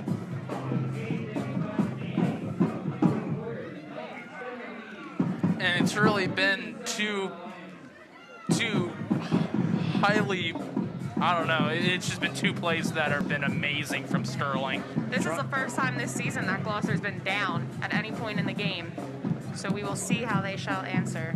And this might be the first time Sterling's been up in a game this season. So first for everything. Yeah, right? 8:55 left to go in the fourth, but we still have a lot of football left to be played here, and a game that went by very, very fast is now, kind of slowing down a little bit here. This is going to be probably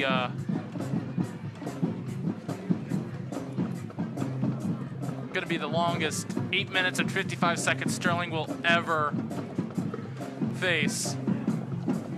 I want to thank Kelsey Vesby for joining us in the broadcast booth. Did a great job. Awesome job by Kelsey Vesby. Always trying to get those Rowan players on. The ball is on the ground, and it's still Gloucester football. Jules,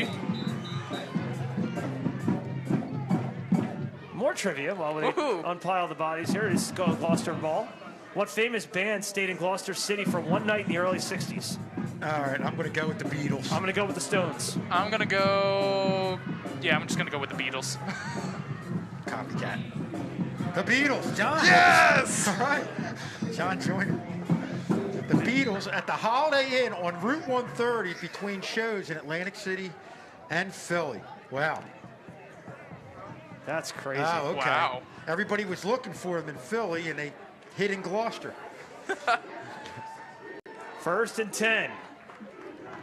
Looking in the wrong state.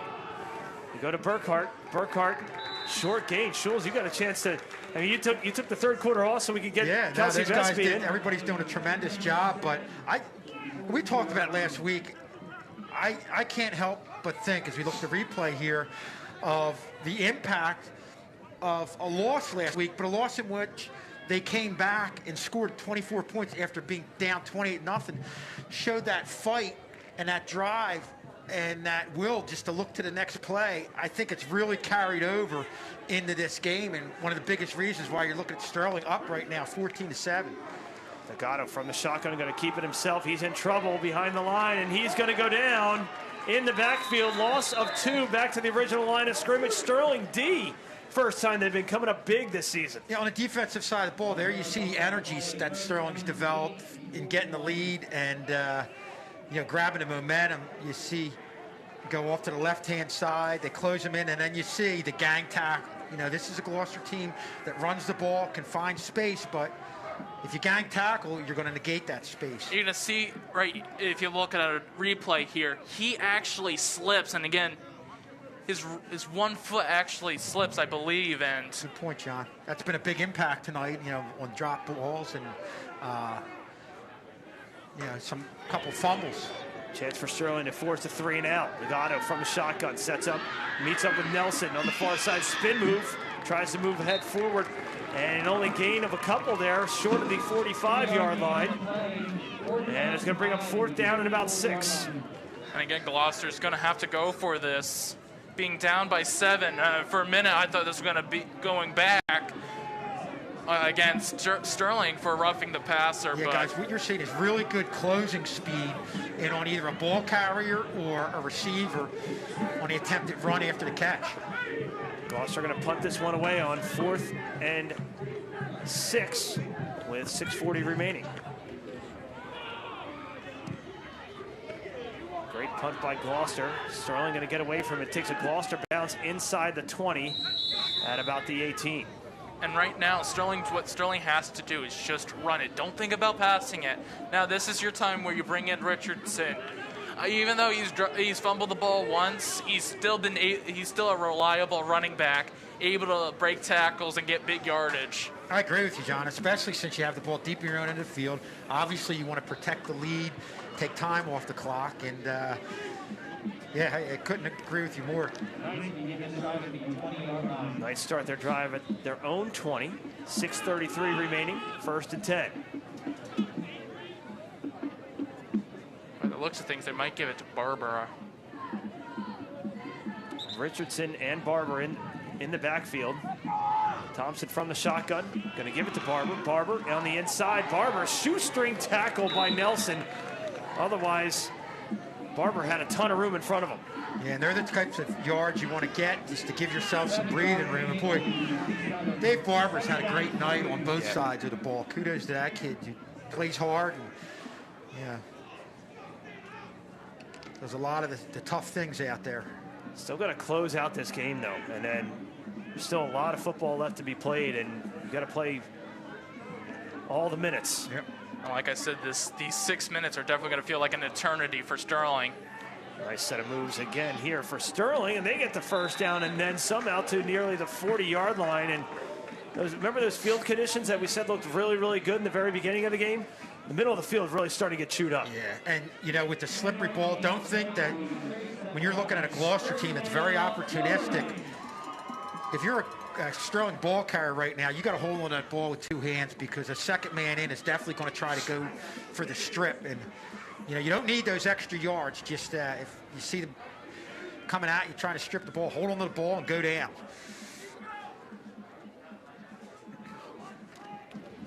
First down rush again for Barber. He's got the hot hand and pinballs off of one player. That's about as far as he gets. Tackled by Cody Bathurst, the senior, and not before Barber picks up about 8 or 9. He's real close to it. Now he picks it. They give him 9. And nearly a first down. Now, good job again by Dave Barber, breaking one tackle, breaking another one, and then taking on a hit right there. But Dave Barber's been the story of this drive. It's also been the story for the starting of the defense, able to make some clinical tackles and able to really help this Sterling defense stop Gloucester in their run game. Second down and a short one. Under 4.5 remaining. Thompson going to take his time, as he should back there. Give goes to Barber, and Barber does not pick up the first down. I think he actually loses some here. It's going to be 3rd and a solid 1 here. Well, if you're Gloucester, you kind of knew that was coming. Kind of had to do that to keep the clock moving. Things you want to do, play with the lead, but you could be in a possible passing situation here right now because of the way that Gloucester's crowding that box. Offensively, what do you call here, Kevin? Boy, I'll tell you what, if I did any type of a pass play, it would be off of a play action, just sucking the defense in, and maybe a quick slant across the middle. I don't know that I would go to an out, because you run the risk of a D-back stepping up. I don't do that. Taking it the other way. I don't do that. I stick with the run game. Give it to either Richardson, or you're going to let the QB do a QB sneak. Well, Sterling's going to take a timeout, and that gives us an opportunity to look at the 99 championship for the boys basketball team. Who drains double covered on the far side. Set for the South Jersey Group 2 championship game. We're here with head coach Bill Hiltner. And here's a breakaway for Washington. He made it. And we'll just let you enjoy it at the final 5 seconds. For the first time since 1971, Sterling is South Jersey champ.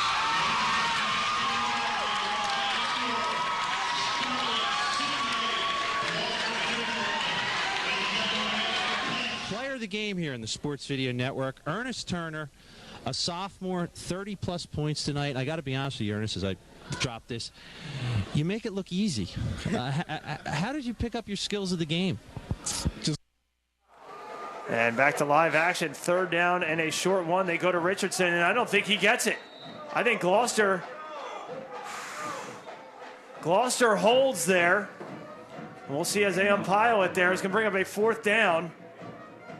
Like I said, you either give it a quick, should have done a quick to Richardson, or at least try a QB sneak. I think they might look for a measurement here. And he's definitely short. There's no doubt about that. And it's going to bring up 4th down. They're not even going to measure. It's a full yard. And it's going to make an interesting call for Coach Harris. And just punt this. They are going to bring on the punt team. Bring on the punt team. Watch the hard count here. Under 3 minutes to play. Thompson just has to get rid of it quick. And this is where you're glad you have a kid like that back there that is really all year gotten some punts off that a lot of other guys wouldn't be able to do with some pressure. High snap taken by Thompson, and it's blocked.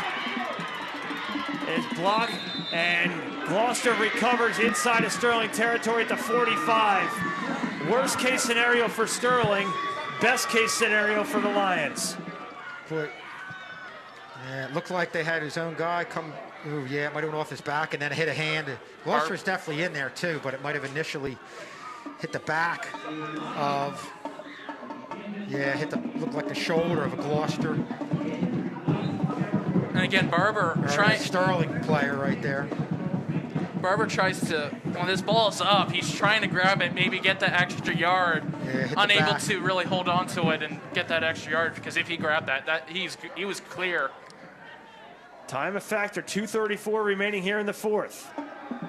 Back to pass, completing it to Burkhardt on the near side. Burkhardt's got some room inside the 30, makes a move inside the 20. Stiff arms a man, still on his feet. Burkhardt, touchdown! 45 yards out, and they're an extra point away from tying the game. It looked like they flooded the middle of the field, had the receivers go to the middle of the field, put Burkhardt out to the outside. Yeah, you saw the 2 receivers went to the middle, Burkhardt going to the outside, had some space, got upfield, broke a tackle, and boy, what an outstanding run by Stephen Burkhardt to get the big score here to draw Gloucester within 1, and they're going to go for. It's coming down to this kick right here. Extra point. Big extra point here. The snap, the hold, the kick is up, and the kick is good, and we are tied. 2:23 remaining here in the 4th, all knotted up at 14. Now you look at this play right here. They got it out to their big play player in space, and yeah, that's what you have to do. Design something where you can get a kid like Burkhardt in space initially and let his ability to get upfield and break tackles take it from there. It's very, very unfortunate that Sterling able to get that very unlucky punt, and you see here Gloucester takes advantage of it. First play, touchdown, and tie ball game right now. And that actually looks like some of the replays that Tad showed us earlier of his father. Right. That's unbelievable. You see the individual effort. Yep. Unbelievable individual effort by Stephen Burkhardt, the junior. Well, this is an opportunity now for Sterling to see how far they've come on the offensive side of the ball and scored a lot of points last week, coming back in this game and moving the ball down the field, stalling some drives, but this is one opportunity for Sterling to see again how far they've come. And right now there's a little bit of confusion on the special teams on which side, which side. Sterling picked the right side. Gloucester was on the wrong side of the field. And right now, 2 minutes and 23 seconds remaining in this game. And we could be seeing some overtime. Yeah.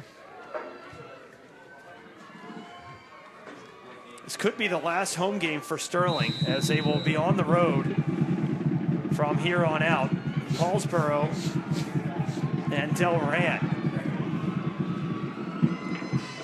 Low line drive kick taken. It goes off Miller at about the 10. Miller trying to make some moves, and he's going to run into a wall at about the 26-yard line, and that's where Sterling will take over. 2.25 minutes remaining here in a tie ball game. Well, you can see Gloucester is really feeding off that big play by Burkhart to get the score to tie the game, and it carried over to what they were able to do in coverage right there.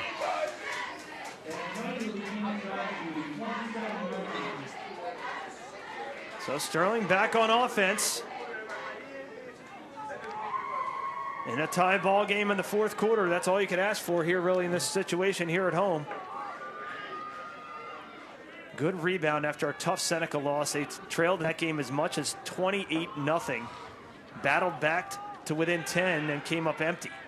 Pass complete to the near side to Savarese. Savarese taken out at about the 40-yard line and stops the clock. 2:06 left to go. And again, Sterling's going to go and use those types of plays. A quick looking that they're going to go deep and then quickly turn back and go back to the quarterback. And yeah, using Savarese on the outside with all the attention being paid to Rodriguez and Valeriano. First catch of the night for Santino Savarese. 1st and 10 at the 38. You might see Blackney in this play now. Thompson looking right, throwing that way, and it is picked off. Almost picked off. Are you kidding me? Oh my. Sterling dodges a bullet there. That was nearly picked off. Believe that was Burkhart on the coverage. And that's the risk you run of throwing that ball to the outside. Burkhart just read it the whole way, stepped up, and boy. You can hear the almost. That would have been a tough catch because the ball dipped on him a little bit there, but sigh of relief. You can hear the sigh from everyone in that when that ball came out. They're like, Thompson and a flat to Blakeney. Blakeney is pushed out of bounds at about the 47, gain of about 8.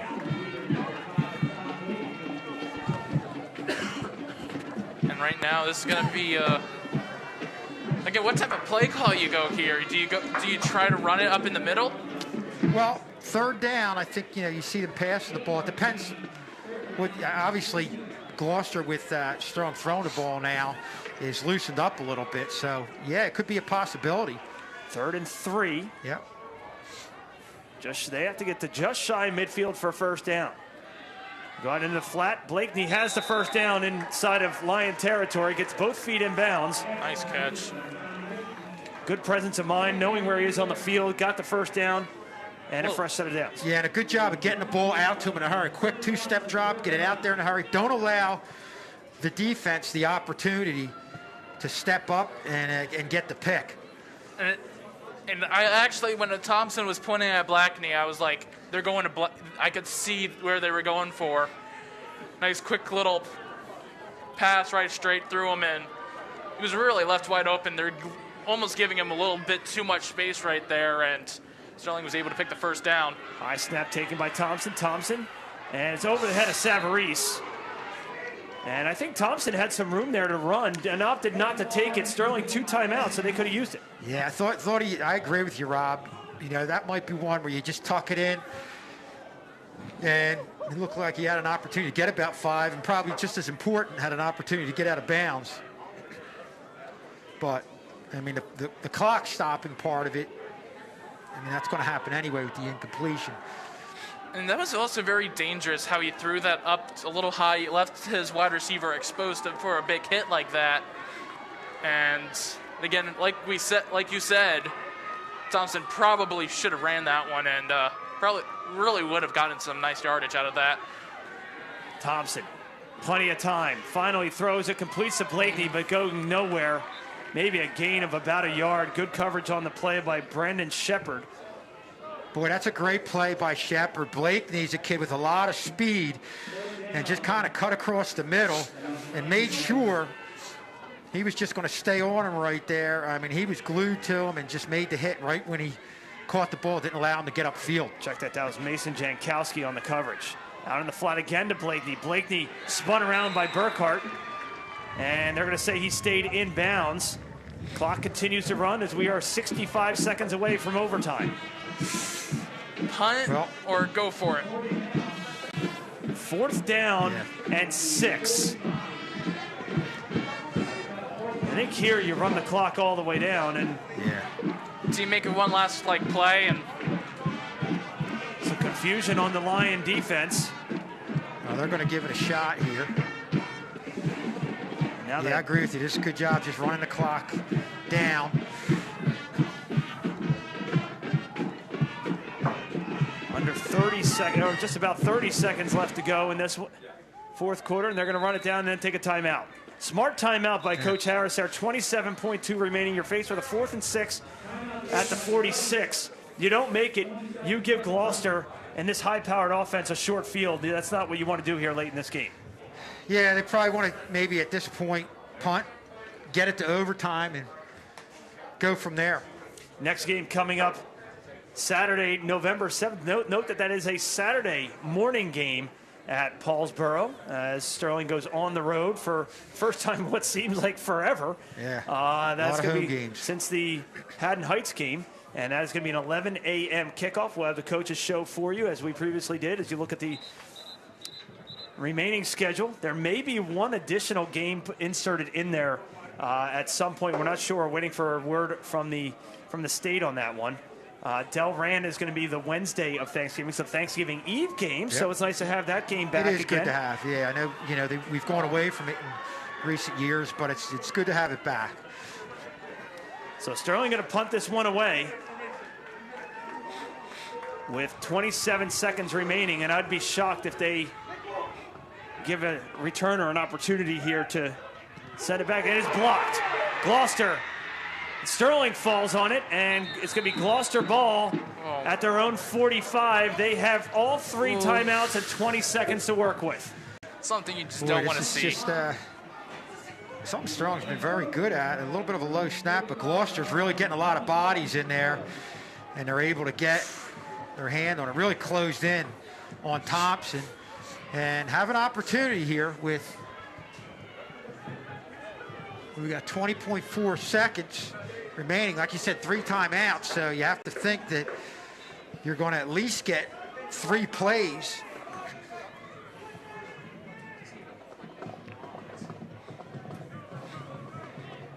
First and 10 for Gloucester at their own 45-yard line. 3 timeouts, 20 seconds remaining in a tie ball game.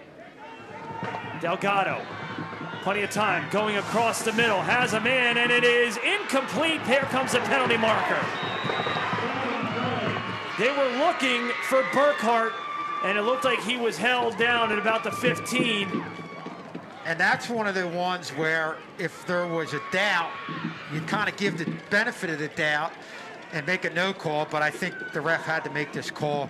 As you see him pull beyond the receiver's back and pull him down. Looked like he hit his leg. Maybe we'll see that again.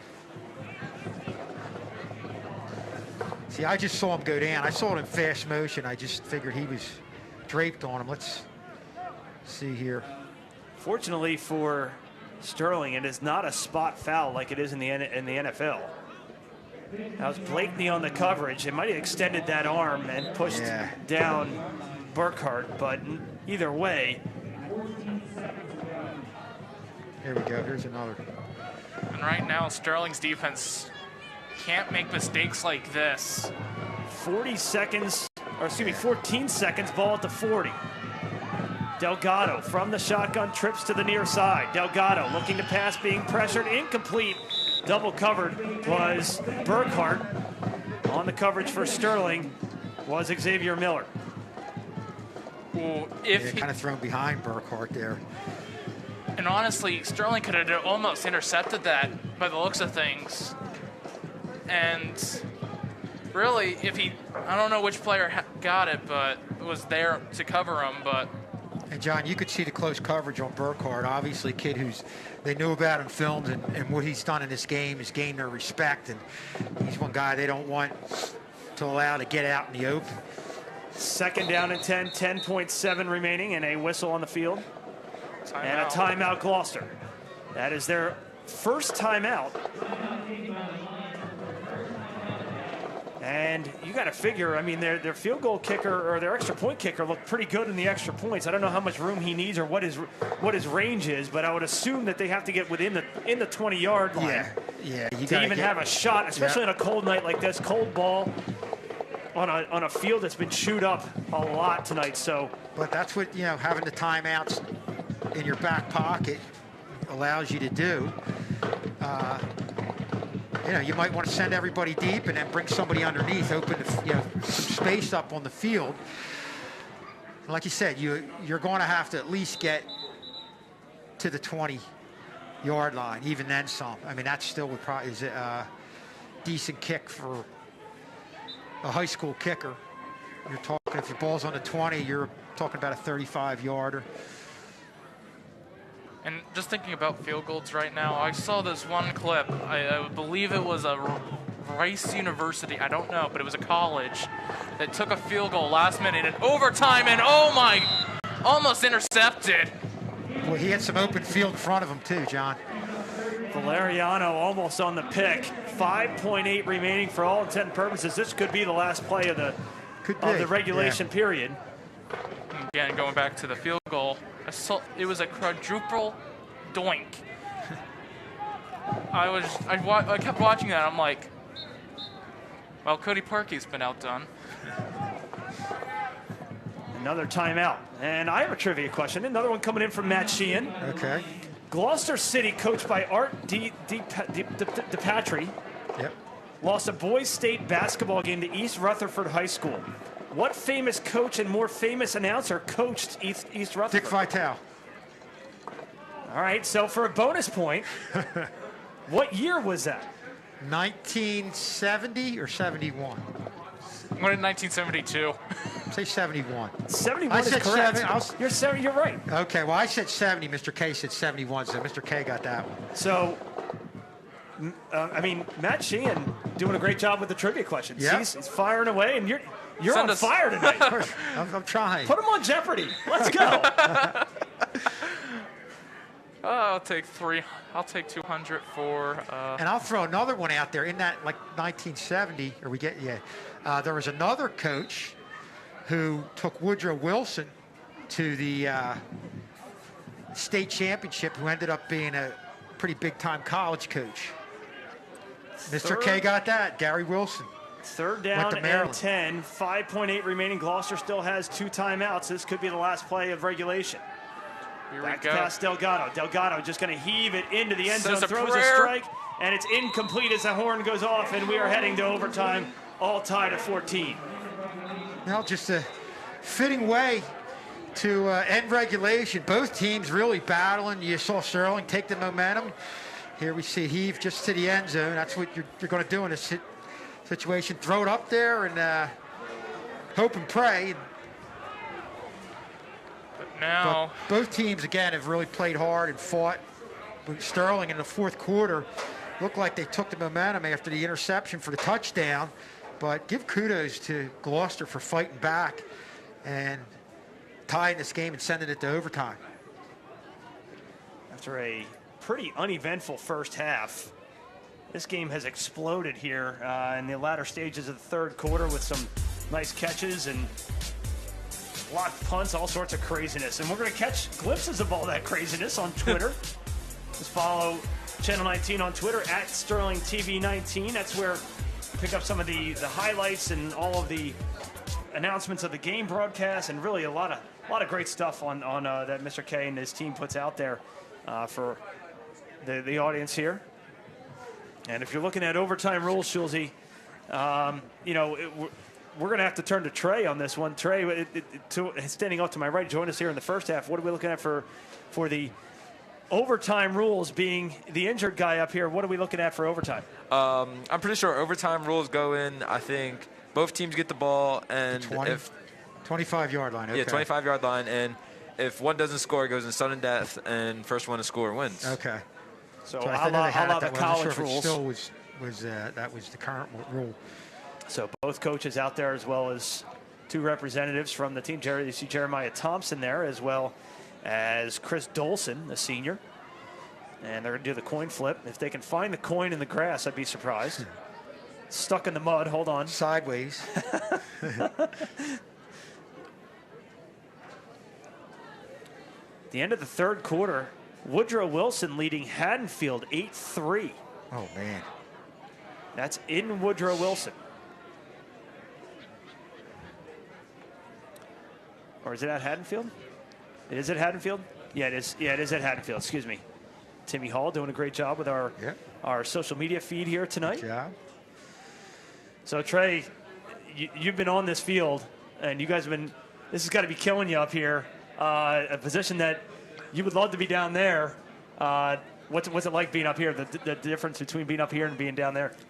Being up here is definitely a different experience. Definitely get to see a lot more flaws, you would say. And it's giving me a lot of anxiety standing up here and not being able to join my teammates and taking it to overtime and hopefully for a win.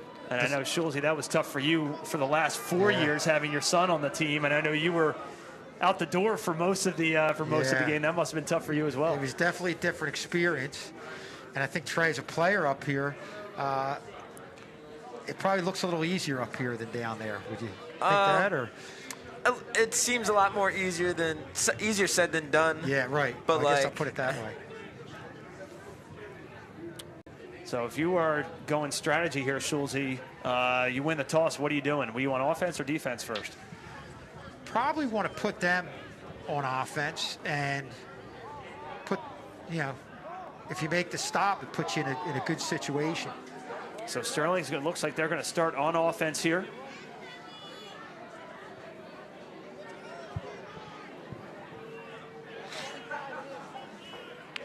The ball at the 15? Or is the ball at the 10? Ball's at the 10. No, I was going to say, that's mighty close.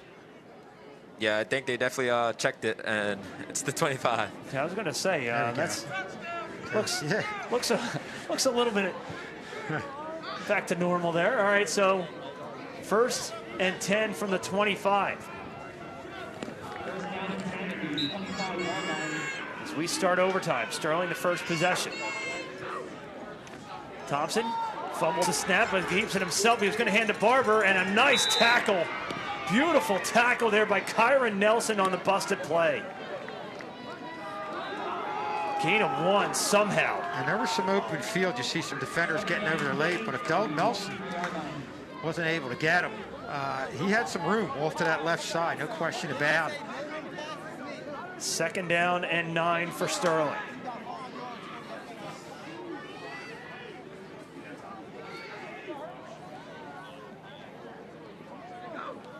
Thompson looking to pass. Across the middle, has Valeriano complete. Rodriguez. That's Rodriguez. And he is slow to get up. Rodriguez scored the touchdown earlier. Rodriguez easily Thompson's favorite target today. As we look at it on the replay, just found that middle area of the field. And good job by Thompson getting it to him. You had Valeriano going deep. So 1st and goal for Sterling at the 10.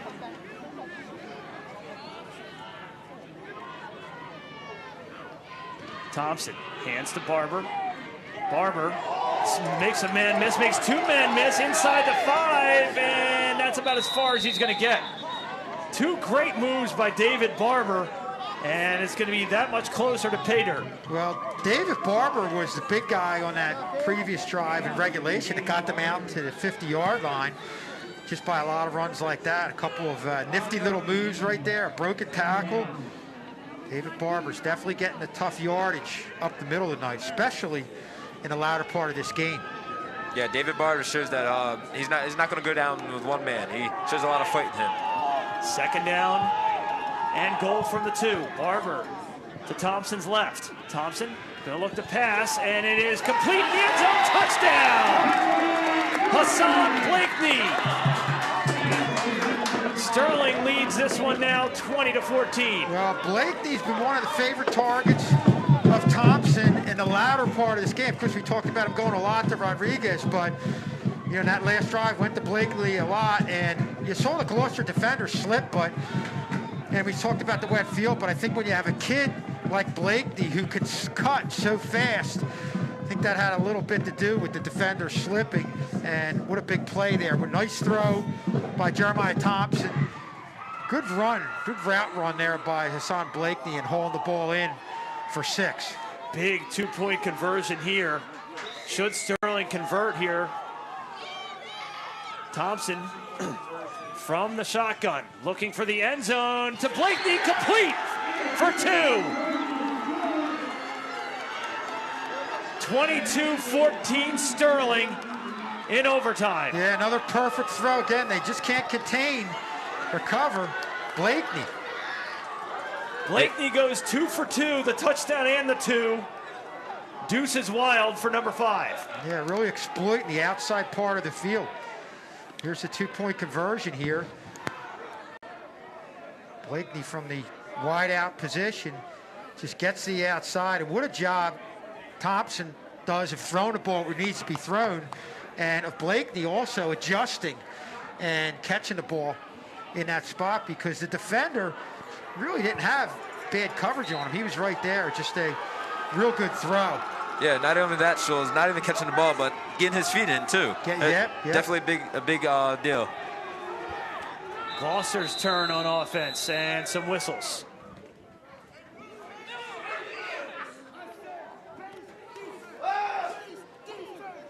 Timeout? Timeout Gloucester, I believe. That gives Sterling an opportunity to get this limited capacity crowd into this game here, and they're on the doorstep of their first win of the season. It's almost like the Penn State versus Michigan game. Had to call a timeout first play because the whiteout was too much, so you couldn't hear the claps going on. Oh, man. What a win this would be for Sterling, and knowing that your next 2 games, possibly 3 games, could be on the road, and you can send out your 2020 home season with a win here in front of a limited capacity crowd. But either way, getting that first win has got to be huge. Well, yeah, in a lot of different aspects. A hard-fought win, a comeback win, an overtime win, and against an undefeated team coming in here. And the first time we've seen this, look at the Sterling sideline going nuts right now. 1st and 10 for Gloucester. And keeping himself is Delgado, and he gets out maybe a yard at best. Like you said, the team on the field is definitely feeling the energy from the crowd, or what we have of a crowd today. How different is it to play out there without the super fans and the? I'm telling you, it's so much harder to feed off the crowd and their energy when there's not much of a crowd or energy sometimes. Like I told a lot of my student athletes, just happy to be out there. Yep. 2nd down and 9. Delgado from the shotgun. Takes the snap, looking to pass. Delgado being pressured, eludes one man, has a man, and it's incomplete. Looking for Stephen Burkhardt. He did not turn around and look for the ball at all, covered by Blakeney. And that brings up 3rd down. Well, anytime Gloucester's needed a big play, they've tried to go to Burkhardt. You see right here, Burkhardt on the second part of that route run, readjusted, went downfield, but Trey, Sterling's well aware of what Burkhardt could do, and you could see help coming over from the safety position, and that was one of the things they were definitely thinking about defensively coming into this series here. It's definitely a thing. Burkhardt. Yeah, that's definitely a thing that they try to stress in the locker room at halftime, that they wanted to outwork him, and simply they're just trying to outwork him right now. Big 3rd down here for the Sterling defense. Delgado from the shotgun, again being pressured, and he gets it off to Burkhardt, and Burkhardt is stacked up and goes nowhere. 4th down on the way. And there's a gang of Knights there. Coach Chop definitely stressed that enough. 9-5-9, nine people within 5 yards of the ball 90% of the time. Yeah. Timeout Lions. We thought that they used their timeout earlier, when almost on the sack there. Right, Rashawn McQueen, and then I couldn't agree with you more, Trey, in Sterling. You saw it right there, and that's been a key component of their defense. Whenever they either get the ball in open space, the closing speed with everybody, with the gang tackling, doesn't allow the Gloucester playmakers to get the ball in open field. And we saw it right on that play, but we've seen it time and time, especially in the latter part of this game. Yeah, and throughout the week, coaches told us it's going to be wet, it's going to be slippery. Good things happen around the ball.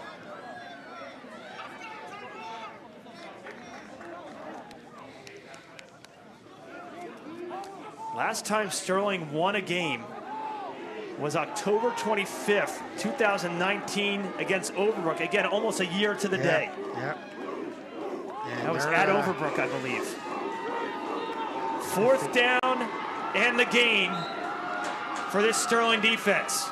Delgado, high snap, fumbles it. Delgado in trouble, and Sterling is going to win this one on defense.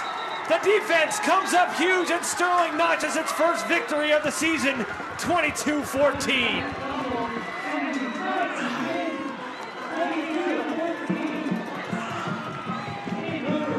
Well, guys, and Strauss, you say it all the time. Defense players don't get a lot of love, but today defense players get love. They get their names in the paper. Just a great team, and Trey. Talk about what not only defense did, the offense did. Everybody was involved in this win in one way or another. Yeah, so Coach Marcus Hammond, he says it all the time. If one guy makes a mistake one play, each play, that's 11 mistakes and 22 mistakes a game, and it's going to be more than that. So we got to limit the mistakes, and what they did today, they try to limit the mistakes, and they just capitalize on Gloucester City's mistakes. And the defense that has come up so big throughout this game and on the biggest stage comes through, and Sterling gets their first victory of the season. Watch the coaching staff here, and there's Coach Harris there, and then he knows it. And what a feeling that's got to be for Coach Harris. Been through a lot this year, and boy, I'll go back to seeing this team really grow over the last 2 weeks, and it all started with them fighting, coming back, coming up short, but again, sometimes in a loss, you can carry over some positive things to the following week, and in my mind, that's what happened here, and it just really went through the whole team, what happened last week, and the whole team came up big. Yeah, and Coach Harris definitely said it in the coach's corner that Sterling's a young team right now, and they haven't experienced winning yet, and now we experience winning, so looking forward to the next week. We definitely know what it feels like, so we know where to be and where we can be. Hassan Blakeney with the touchdown and the 2-point conversion in overtime to give Sterling the 22-14 win. They head on the road for the next 2, maybe 3. Next broadcast will be next Saturday, 11 o'clock against Paulsboro. What a game for the Silver Knights. They get their first victory of the season. For John Hallwood, Trey Potts, Kevin Schultz, Ted Kozaneski, the entire Channel 19 crew, I'm Rob Strauss. We'll see you next Saturday, 11 o'clock at Paulsboro. Good night.